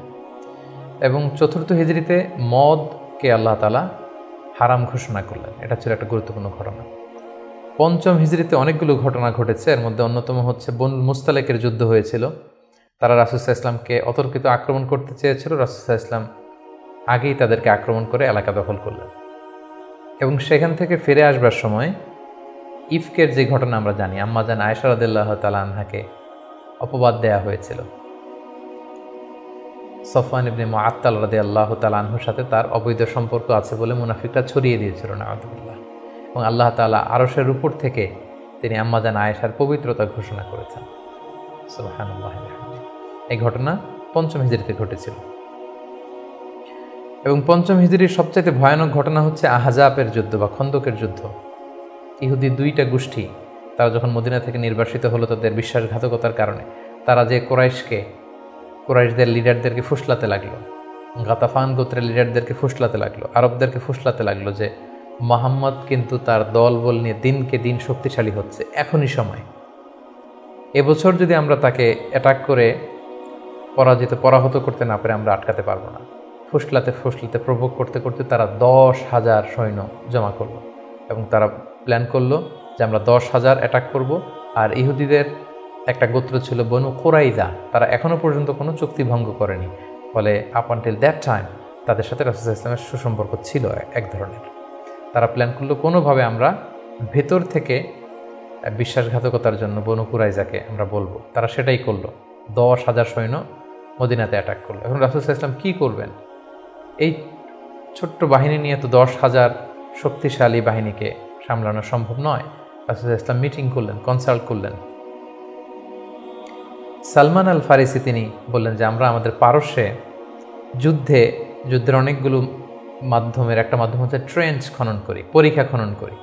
বিশাল মদিনার চারদিকে বিশাল গর্ত করে আমরা এমন পরীক্ষা খনন করব, ফলে আর মদিনাতে আসতেই পারবে না। আসতে হলে আগে মই দিয়ে নিচে নামতে হবে, তারপরে আবার মই দিয়ে উপরে উঠতে হবে। এই মুহূর্তে আমরা তীর মেরে তাদেরকে নাস্তানাবুদ করতে পারবো। রাসূল ইসলাম রাজি হলেন। কয়েক কিলোমিটার ব্যাপী মদিনার দুই দিকে এক পাশ থেকে আরেক পাশে বিশাল পরীক্ষা খনন করলেন সব সাহাবা। রাসূল ইসলাম নিজেও এই পরীক্ষা খননের কাজে অংশগ্রহণ করলেন। 10,000 সৈন্যবাহিনী আসলো, তারা ভেতর থেকে বনু কুরাইজাকে বিশ্বাসঘাতকতার জন্য উদ্বুদ্ধ করলো। তারা রাজি হচ্ছিল না, অবশেষে রাজি হলো। রাসূল ইসলাম আল্লাহ সাহায্য চাইলেন যে আল্লাহ, ভেতর থেকে যদি বনু কুরাইজা বিশ্বাসঘাতকতা করে অ্যাটাক করে, বাইরে থেকে ওরা যদি আসে, আমরা তো শেষ হয়ে যাব। আল্লাহ তাআলা এমন তুফান দিলেন, এমন বাতাস দিলেন, এমন ঠান্ডা আবহাওয়া দিলেন, 10,000 সৈন্য, অস্ত্র শস্ত্রে সজ্জিত সৈন্য নাস্তানাবুদ হয়ে লণ্ডভণ্ড হয়ে কে কোথায় গেল, কাদের তাবু ভেঙে কে কোন দিকে ছুটলো, তারা নিজেরাও টের পেল না। এভাবে আল্লাহ তাআলা এই কনফেডারেটস, এই বিশাল বাহিনীর হাত থেকে রাসূল সাল্লাল্লাহু আলাইহি ওয়াসাল্লামকে মদিনাবাসীকে রক্ষা করলেন। রাসূল সাল্লাল্লাহু আলাইহি ওয়াসাল্লাম এবার তলোয়ার নামিয়ে ফেলতে চাইলেন। জিবরাইল আলাইহিস সালাম বললেন, ইয়া রাসূলুল্লাহ, আপনি যুদ্ধ শেষ করেছেন, আমরা তো করিনি। বনু কুরাইজার কথা কি ভুলে গেছেন? ইহুদিদের যে একটা ট্রাইব যারা বিশ্বাসঘাতকতা করলো, তাদেরকে অ্যাটাক করুন। রাসূলুল্লাহ সাল্লাল্লাহু আলাইহি ওয়াসাল্লাম পঞ্চম হিজরিতে এবার বনু কুরাইজাকে অ্যাটাক করলেন। পরে তারা বাধ্য হলো তাদের মিত্র সাদ বিন মুআজ রাদিয়াল্লাহু তাআলা আনহু যেটা বলবে এটাই ফয়সালা হবে। দীর্ঘদিন তারা রাসূল সাল্লাল্লাহু আলাইহি ওয়াসাল্লাম তাদেরকে চারদিক থেকে ঘেরাও করে রাখলো। পরে সাদ বিন মুআজ বললেন যে এটা বড় বিশ্বাসঘাতকতা, তাদের এই বিশ্বাসঘাতকতা যদি সফল হতো আমরা সবাই মারা যেতাম। সো আমার রায় হচ্ছে তাদের এই বিশ্বাসঘাতকতার শাস্তি হতে হবে অনেক বড়। তাদের মধ্য থেকে যারা মুসলিমদের বিরুদ্ধে তলোয়ার ধরেছে তাদেরকে এক্সিকিউশন করা হবে, তাদের নারীদেরকে বন্দী করা হবে। রাসূল সাল্লাল্লাহু আলাইহি ওয়াসাল্লাম সাদ বিন মুআজের এই পরামর্শকে মেনে নিলেন, এই রায়কে মেনে নিলেন। ৬ষ্ঠ হিজরিতে রাসূলুল্লাহ সাল্লাল্লাহু আলাইহি সাল্লাম তিনি স্বপ্ন দেখলেন যে তিনি উমরা করছেন, এবং আমরা জানি নবীদের স্বপ্ন হচ্ছে ওহী। তিনি সাহাবীদের কাছে স্বপ্নের কথা জানালেন। ১৪০০ সাহাবীকে নিয়ে তিনি উমরা করতে গেলেন। কিন্তু আমরা জানি যে উমরা করতে যেতে হবে মক্কায়। মক্কায় তো শত্রুর বসবাস, কুরাইশরা। তারা রাসূল সাল্লাল্লাহু আলাইহি ওয়াসাল্লামকে ঢুকতে দিল না। সাহাবারা বললেন, ইয়া রাসূলুল্লাহ, যুদ্ধের ঘোষণা দিন, আমরা যুদ্ধ করব। রাসূল সাল্লাল্লাহু আলাইহি ওয়াসাল্লাম বললেন, আমি যুদ্ধ করতে আসিনি, আমি উমরা করতে এসেছি। তখন সেখানে রাসূল সাল্লাল্লাহু আলাইহি ওয়াসাল্লাম তাদের সাথে একটা ট্রিটি করলেন, পিস ট্রিটি, যেটাকে ঐতিহাসিকরা হুদায়বিয়া সন্ধি বলা হয়। এটা ৬ষ্ঠ হিজরির জিলকদ মাসে হয়েছিল। সেখানে ট্রিটিতে বলা হয়েছে যে এবছর মুসলমানরা উমরা করতে পারবে না, ফিরে যাবে উমরা ছাড়াই। আগামী বছর আমরা সুযোগ দিব, তবে মাত্র ৩ দিনের জন্য আসবে, কোনো অস্ত্র ছাড়া উমরা করে চলে যাবে। সাহাবীরা এটা মানতেই চাচ্ছিলেন না। রাসূল সাল্লাল্লাহু আলাইহি ওয়াসাল্লাম বললেন যে থামো, আমরা এটাতেই রাজি। এবং তারা আরও কিছু ধারা দিল এই সন্ধির, যে মক্কা থেকে কেউ যদি মদিনাতে যায় মুসলিম হয়ে, মদিনাবাসী তাদেরকে ফেরত দিতে হবে। কিন্তু মদিনা থেকে কেউ মক্কায় আসলে মক্কাবাসী ফেরত দিতে বাধ্য থাকবে না। আর দুই পক্ষের সাথে যে কেউ অ্যালায়েন্স করতে পারবে। ফলে বনু খুজা গেল রাসূল সাল্লাল্লাহু আলাইহি ওয়াসাল্লামের পক্ষে, বনু বকর গেল কুরাইশদের পক্ষে। এভাবে হুদায়বিয়ার সন্ধিটি হলো। সাহাবারা কেউ মানতে পারল না।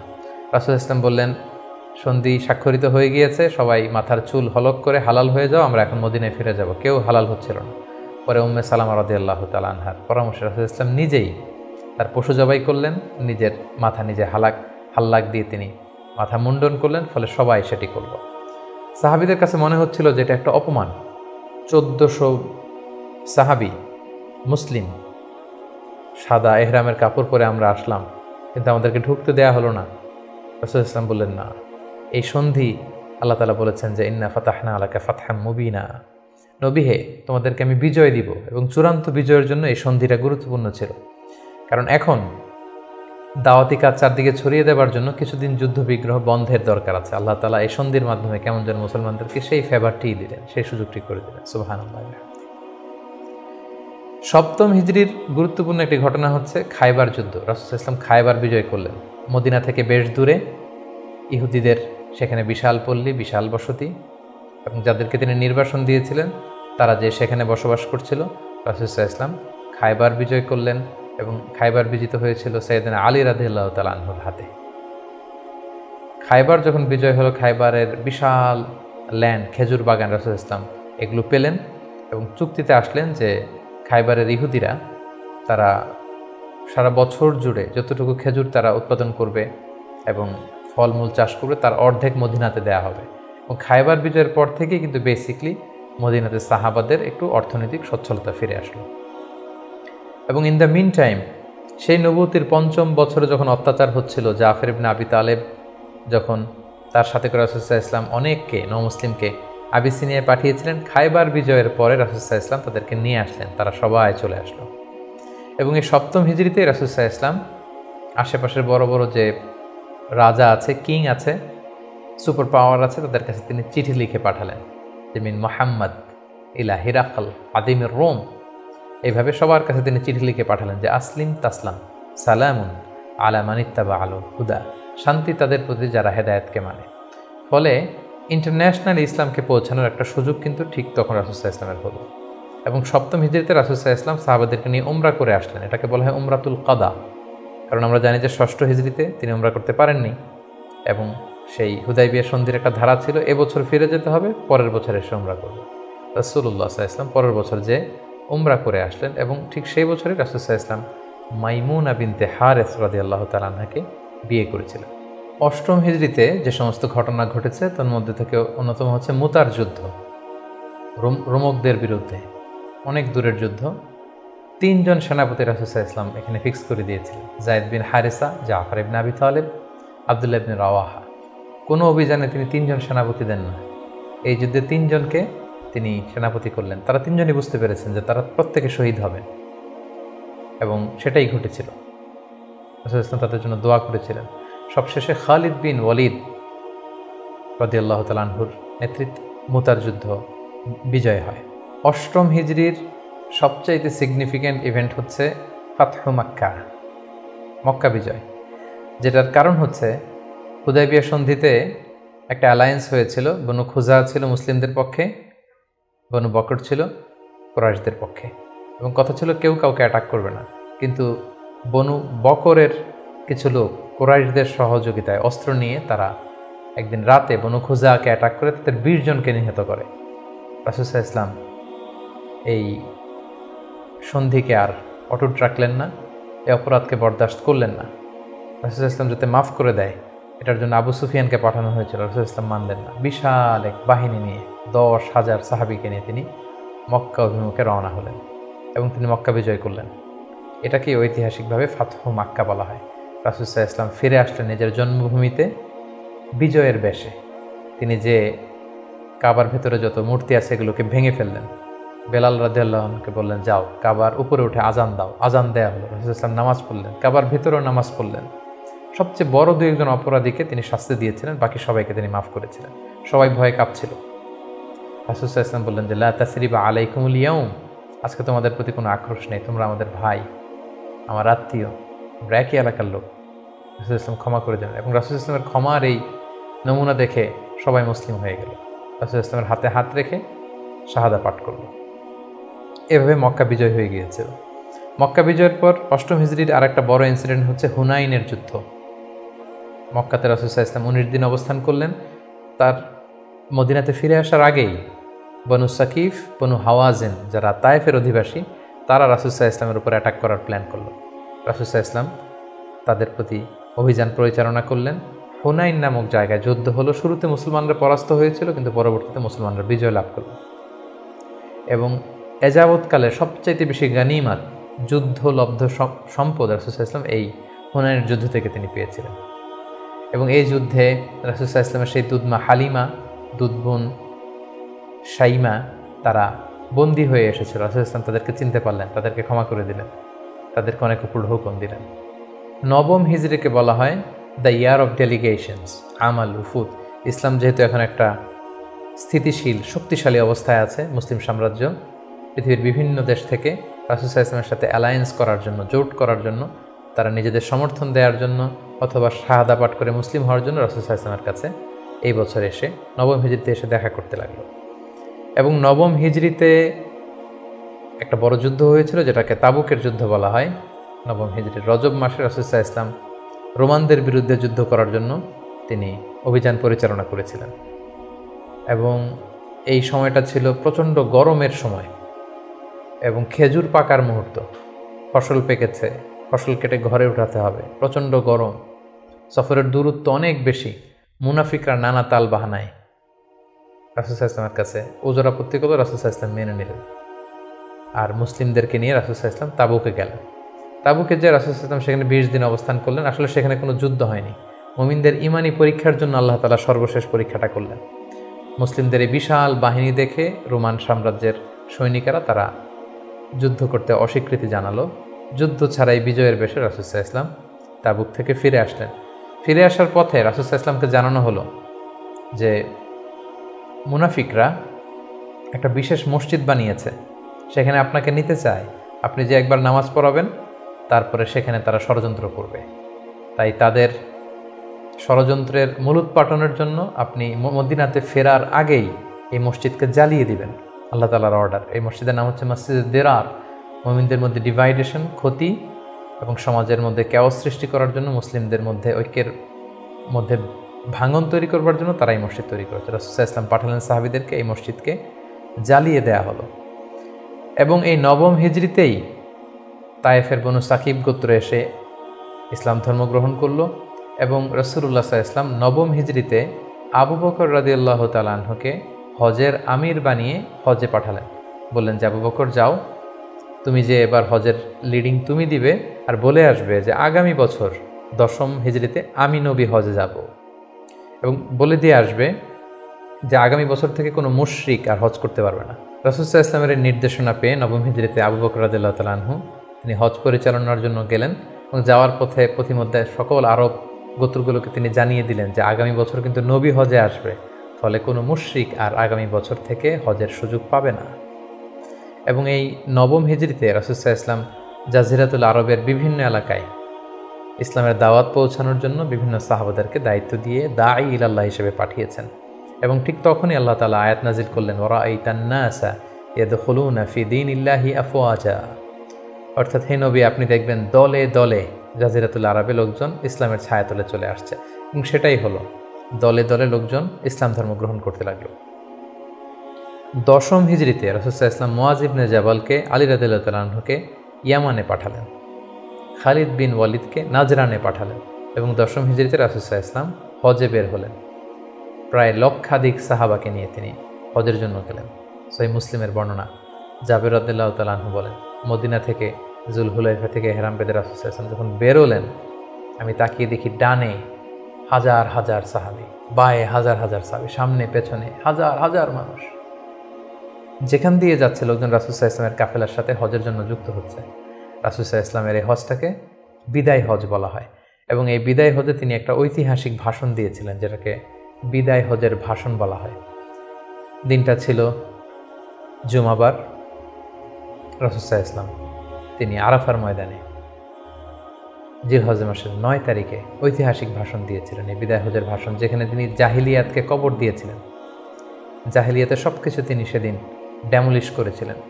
সুদকে তিনি পায়ের নিচে স্থান দিয়েছিলেন। এবং সেখানে তিনি মানবতার কথা বলেছেন, উইমেন রাইটসের কথা বলেছেন, নারী অধিকারের কথা, শ্রমিকদেরকে নিয়ে তিনি সেদিন কথা বলেছেন। সেখানে ভ্রাতৃত্বের কথা তিনি বলেছেন। সেখানে শিরকের বিরুদ্ধে তিনি আওয়াজ তুলেছেন।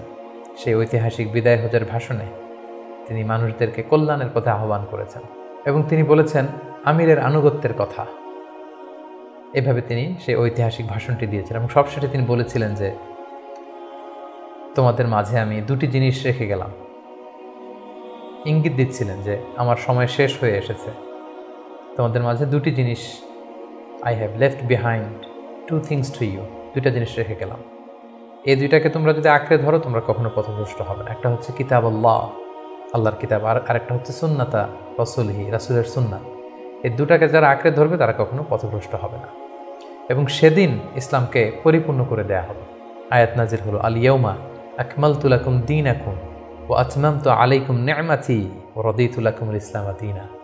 হে নবী, আজকে তোমার দিনকে, তোমাদের জন্য দিনকে আমি পরিপূর্ণ করলাম, তোমার প্রতি আমার নেয়ামতের বাড়িধারাকে পরিপূর্ণ করলাম এবং ইসলামকে তোমাদের জন্য দিন হিসেবে দিয়ে আমি আল্লাহ সন্তুষ্ট হলাম। এটাই ছিল রাসূল সাল্লাল্লাহু আলাইহি ওয়াসাল্লামের সেই ঐতিহাসিক বিদায় হজের ভাষণ। এবং সেটি ঘটেছিল দশম হিজরিতে। হজ শেষ করে রাসূল সাল্লাল্লাহু আলাইহি ওয়াসাল্লাম মদিনাতে এসে তিনি রোমানদের বিরুদ্ধে যুদ্ধের জন্য রাসূল সাল্লাল্লাহু আলাইহি ওয়াসাল্লামের একজন প্রিয় সাহাবী ওসামা বিন যায়েদ রাদিয়াল্লাহু তাআলা আনহুকে নেতা করে পাঠিয়েছিলেন। কিন্তু তিনি যেতে পারেননি। মদিনা থেকে বের হওয়ার কিছুদিন পরই তিনি শুনতে পেলেন যে রাসূল সাল্লাল্লাহু আলাইহি ওয়াসাল্লাম অসুস্থ। 11 হিজরির কথা। রাসূল সাল্লাল্লাহু আলাইহি ওয়াসাল্লাম অত্যন্ত অসুস্থ হয়ে পড়লেন এবং সেই অসুস্থতা থেকে তিনি আর সুস্থ হয়ে উঠলেন না। এবং সেই অসুস্থতার কারণে রাসূল সাল্লাল্লাহু আলাইহি ওয়াসাল্লাম ইন্তেকাল করলেন।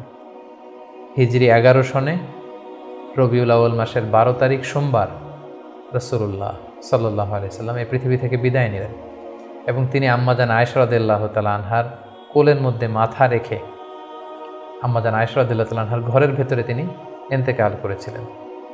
ইন্তেকালের আগে তিনি বারবার বেহুশ হয়ে যাচ্ছিলেন এবং পানি আনতে বলছিলেন। পানির মধ্যে হাত ঢুকিয়ে তিনি চেহারার মধ্যে পানি লাগাচ্ছিলেন আর বলছিলেন, ইন্না লিল মাউতি লা সাকারাত, হায়রে মৃত্যুর এতই যন্ত্রণা, মৃত্যুর এত কষ্ট।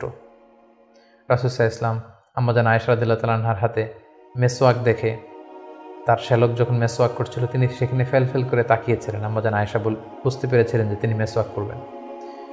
তিনি নিজ হাতে মেসওয়াকটি নিয়ে চিবিয়ে নরম করে রাসূল সাল্লাল্লাহু আলাইহি ওয়াসাল্লামের মুখে দিয়েছিলেন। তিনি ইন্তেকালের আগে মেসওয়াক করেছিলেন এবং তিনি ইন্তেকালের আগে বলেছিলেন, আসসালাত আসসালাত, উম্মতেরা নামাজ নামাজ, নামাজকে তোমরা ভুলে যেও না। ওমা মালাকাত আইমানুকুম, এবং তোমাদের কর্মচারীদের প্রতি, শ্রমিকদের প্রতি তোমরা অবিচার করো না।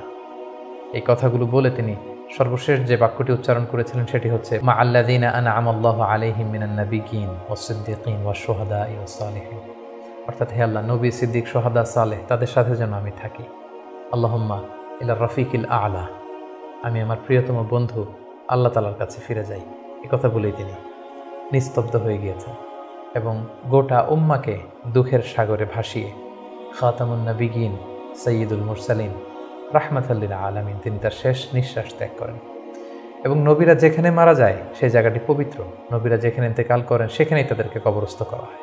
রাসূল সাল্লাল্লাহু আলাইহি ওয়াসাল্লামকে আম্মাজান আয়েশা রাদিয়াল্লাহু তাআলা আনহার ঘরেই কবরস্থ করা হয়েছে এবং আজও মসজিদে নববীর পাশে সবুজ মিম্বারের নিচে পেয়ারা নবী আল্লাহর হাবিব সাল্লাল্লাহু আলাইহি ওয়াসাল্লাম মাহমুদ রাসূলুল্লাহ সাল্লাল্লাহু আলাইহি সাল্লাম সেখানে শায়িত আছেন।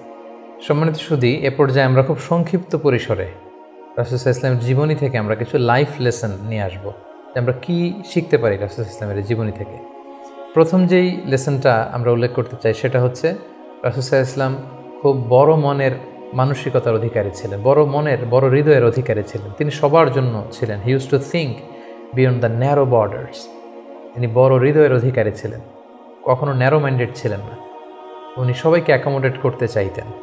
এই জন্য আল্লাহ তাআলা বলেছেন যে ওমা আরসালনাকা ইল্লা রাহমাতাল লিল আলামিন, হে নবী আপনাকে আমি গোটা বিশ্ববাসীর জন্য রহমত করে প্রেরণ করেছি। তিনি শুধু আমাদের জন্য রহমত নন, মুসলিমদের জন্য রহমত নন, শুধু মুসল্লিদের জন্য রহমত নন, তিনি আলামিন, বিশ্ববাসীর জন্য রহমত। He is for all and his teaching is for all.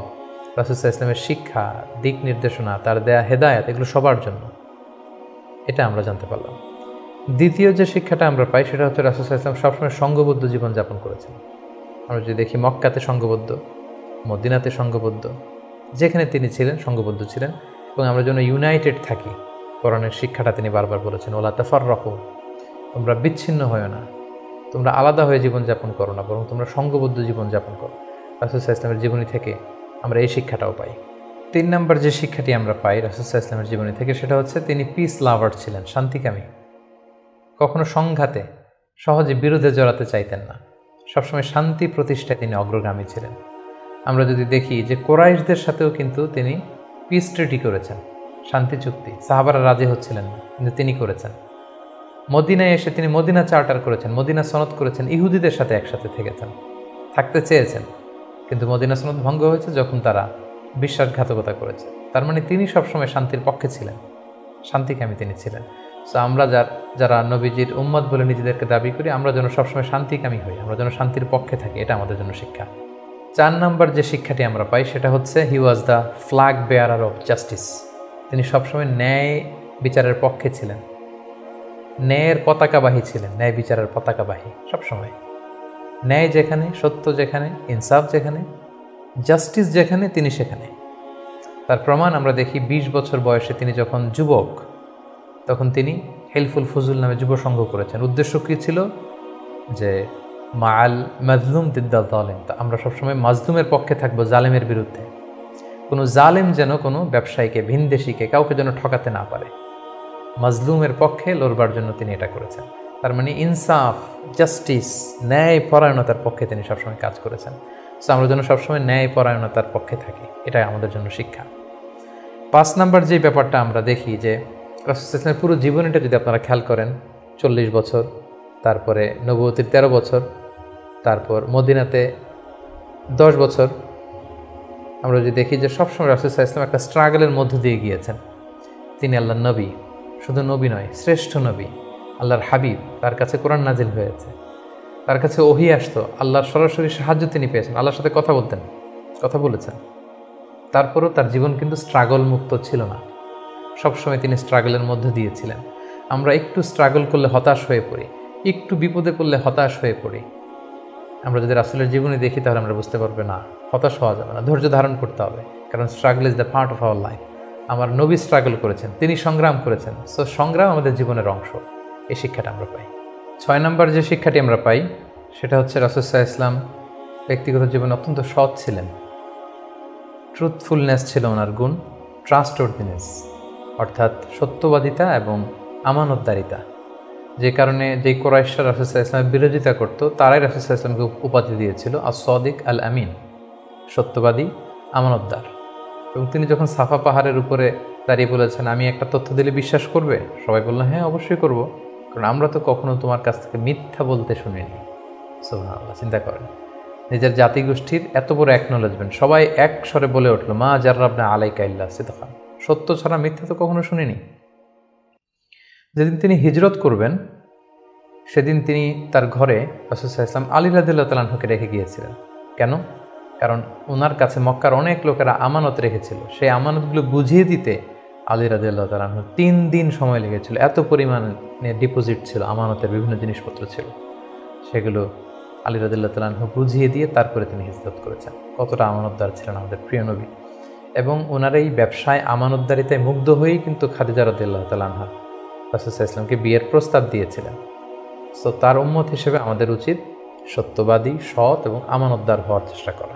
7 নম্বর যে শিক্ষাটি আমরা রাসূল সাল্লাল্লাহু আলাইহি ওয়াসাল্লামের জীবনী থেকে পাই সেটা হচ্ছে রাসূল সাল্লাল্লাহু আলাইহি ওয়াসাল্লামের একটা ফ্রেন্ডলি ইন্টারাকশন ছিল তার ফলোয়ারদের সাথে, good interaction with the followers. সাহাবীদের সাথে খুবই সুসম্পর্ক ছিল এবং সাহাবীরা কোনো পরামর্শ দিলে সেটা ভালো হলে তিনি আমলে নিতেন। আমরা যদি বদরের যুদ্ধের ঘটনাটা একটু রিভাইজ করি, আমরা দেখব যে মুসলিমরা যে এক জায়গায় তাঁবু গাড়ল, তখন হাব্বাব ইবনুল মুনযির রাদিয়াল্লাহু তাআলা আনহু বললেন, ইয়া রাসূলুল্লাহ, এখানে যে তাঁবু গাড়লেন এটা কি ওয়াহি না আপনার ডিসিশন? রাসূল সাল্লাল্লাহু আলাইহি ওয়াসাল্লাম বললেন যে না, আল্লাহ অর্ডার করেন, এটা আমার ডিসিশন। তিনি বললেন, না ইয়া রাসূলুল্লাহ, এখানে তাঁবু গাড়াটা ঠিক হয়নি, আমাদেরকে অবস্থান নিতে হবে ওই জায়গায়, ফলে বৃষ্টির পানি আমরা পাবো, কুয়ার পানি আমরা পাবো, আর মুশরিকরা, কুরাইশরা তারা পানি পাবে না, আমরা পানি পান করব, ওরা পানির অভাবে মারা যাবে যুদ্ধ ছাড়াই। রাসূল সাল্লাল্লাহু আলাইহি ওয়াসাল্লাম বললেন, তাই তো, চমৎকার আইডিয়া, তাহলে সেটাই করি, চলো চলো আমরা এখান থেকে যে হাব্বাব যেখানে বলেছে সেখানে তাঁবু গাড়ি। তার মানে কতটা ফ্রেন্ডলি একটা ইন্টারাকশন ছিল ফলোয়ারদের সাথে। আমরা যদি খন্দকের ঘটনাটা দেখি, যে বিশাল যে পরীক্ষা খনন করা হলো, এটা কিন্তু সালমান আল ফারিসি রাদিয়াল্লাহু তাআলা আনহুর পরামর্শে তিনি করেছিলেন। আমাদের অনেক লিডারদের মধ্যে একটা বসি ভাব থাকে যে আমি সব জানি, আমার ফলোয়াররা কিছুই জানে না, আমার টিমের লোকেরা কিছুই জানে না। না, রাসূল সাল্লাল্লাহু এটা করতেন না। কারোর কাছ থেকে কোনো ভালো কনসালটেশন, কোনো পরামর্শ আসলে পলিসি মেকিংয়ে তাদের কথাও তিনি রাখতেন। সুবহানাল্লাহ, এটা একটা গুড লিডারের বৈশিষ্ট্য। 8 নম্বর যে শিক্ষাটা আমরা পাই সেটা হচ্ছে রাসূল সাল্লাল্লাহু আলাইহি ওয়াসাল্লাম হেভিলি ফোকাসড ছিলেন তার মিশনে, এক্সট্রিমলি ফোকাসড রাসূল সাল্লাল্লাহু আলাইহি ওয়াসাল্লাম ছিলেন। সেই যে মক্কায় তিনি তাওহীদের বাণী প্রচার করতে শুরু করেছেন, রিসালাতের বাণী প্রচার করতে শুরু করেছেন, আখিরাতের কথা মানুষকে প্রচার করতে শুরু করেছেন, তার যে দাওয়াতের ফোকাস, এই ফোকাস থেকে কোনো প্রলোভন, কোনো লোভ, কোনো স্ট্রাগল, কোনো বিপদ রাসূল সাল্লাল্লাহু আলাইহি ওয়াসাল্লামকে এক চুল পরিমাণ নাড়াতে পারেনি। সো আমরা যদি জীবনে সফল হতে চাই, আমাদের ফোকাস ঠিক রাখতে হবে। ফোকাস থেকে আমরা নড়ে গেলে কিন্তু আমরা সফলতার দেখা পাবো না। 9 নম্বর যে শিক্ষাটা আমরা পাই, রাসূল সাল্লাল্লাহু আলাইহি ওয়াসাল্লামের কম্প্যাশনেট অ্যান্ড মার্সিফুল অ্যাটিটিউড। রাসূল সাল্লাল্লাহু আলাইহি ওয়াসাল্লামের এই দয়াদ্র মানসিকতায় অনেক শত্রু কিন্তু রাসূল সাল্লাল্লাহু আলাইহি ওয়াসাল্লামের বন্ধু হয়ে গিয়েছিল, ঈমান এনেছিল। আমরা দেখেছি মক্কা বিজয় যখন করেছিলেন, চাইলে পিষে মারতে পারতেন কুরাইশদেরকে, যারা বছরের পর বছর জন্মভূমি থেকে দূরে থাকতে বাধ্য করেছিল রাসূল সাল্লাল্লাহু আলাইহি ওয়াসাল্লামকে। রাসূল সাল্লাল্লাহু আলাইহি ওয়াসাল্লাম কী করলেন? বললেন যে না, লা তাসরিবা আলাইকুমুল ইয়াউম, কোনো প্রতিশোধ, হিংসা কিছু নেই, ক্ষমা করে দিলাম, যাও তোমরা স্বাধীন। এভাবে নানা ঘটনায় আমরা দেখেছি রাসূল সাল্লাল্লাহু আলাইহি ওয়াসাল্লাম তার অমীয় অনুপম চরিত্রের মাধ্যমে তিনি মানুষের মন জয় করেছেন। সো এই গুণাবলী যেন আমরা আমাদের মধ্যে ধারণ করবার চেষ্টা করি। সব শেষে আমরা যেই শিক্ষাটির কথা বলবো সেটা হচ্ছে সাকসেশন ম্যানেজমেন্ট।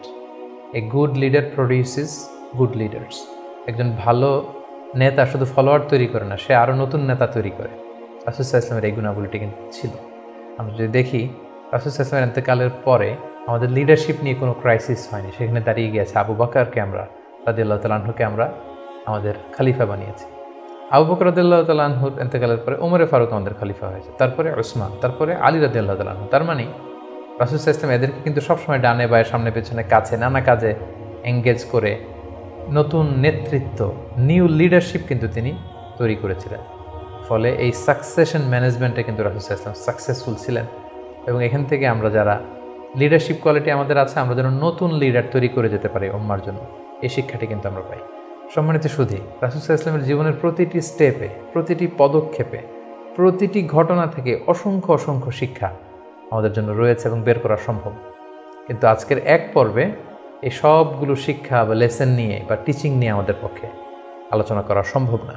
আমরা প্রফিট সিরিজের সর্বশেষ পর্বে আমরা এতটুকুই বলতে চাই যে আমরা এক পর্বে খুব সংক্ষিপ্ত পরিসরে এখানে উল্লেখ করলাম আমরা কেবলমাত্র রাসূল সাল্লাল্লাহু আলাইহি ওয়াসাল্লামের সিরার উপর 50 পর্ব কিংবা 100 পর্বের একটা ধারাবাহিক সিরিজ করার প্রত্যাশা রাখি।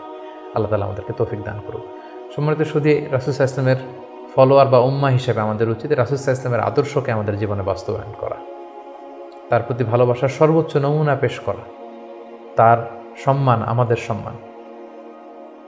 তাকে যখন গালি দেওয়া হয়, তার বিরুদ্ধে যখন কটু কথা বলা হয়, আমরা যেন তখন এটার প্রতিবাদ করি, লেখনীর মাধ্যমে, বক্তব্যের মাধ্যমে, একত্রিত হয়ে বিভিন্ন ইভেন্টস করার মাধ্যমে রাসূল সাল্লাল্লাহু আলাইহি ওয়াসাল্লামের রেখে যাওয়া শিক্ষা যেন আমরা আমাদের বাস্তব জীবনে কাজে লাগাই, আমরা যেন অন্যের কাছে পৌঁছাই, আমরা যেন সোশ্যাল মিডিয়াতে ছড়িয়ে দেই এবং রাসূল সাল্লাল্লাহু আলাইহি ওয়াসাল্লামের এই শিক্ষা যেন আমরা আমাদের অমুসলিম ভাই বোনদের কাছে পৌঁছাতে পারি। আমরা যেন রাসূল সাল্লাল্লাহু আলাইহি ওয়াসাল্লামকে আমাদের জীবনের চাইতে বেশি ভালোবাসতে পারি। আমরা যেন বেশি বেশি রাসূল সাল্লাল্লাহু আলাইহি ওয়াসাল্লামের প্রতি দুরূদ পড়ি, তার রেখে যাওয়া শিক্ষা এবং আদর্শ যেন আমরা মেনে চলতে পারি। আল্লাহ তাআলা আমাদের সবাইকে কথাগুলো বোঝার ও আমল করার তৌফিক দান করুক। হাযা মা ইনদি ওয়াল ইলমু ইনদাল্লাহ আলাইহি তাওয়াক্কালতু ওয়া ইলাইহি উনীব।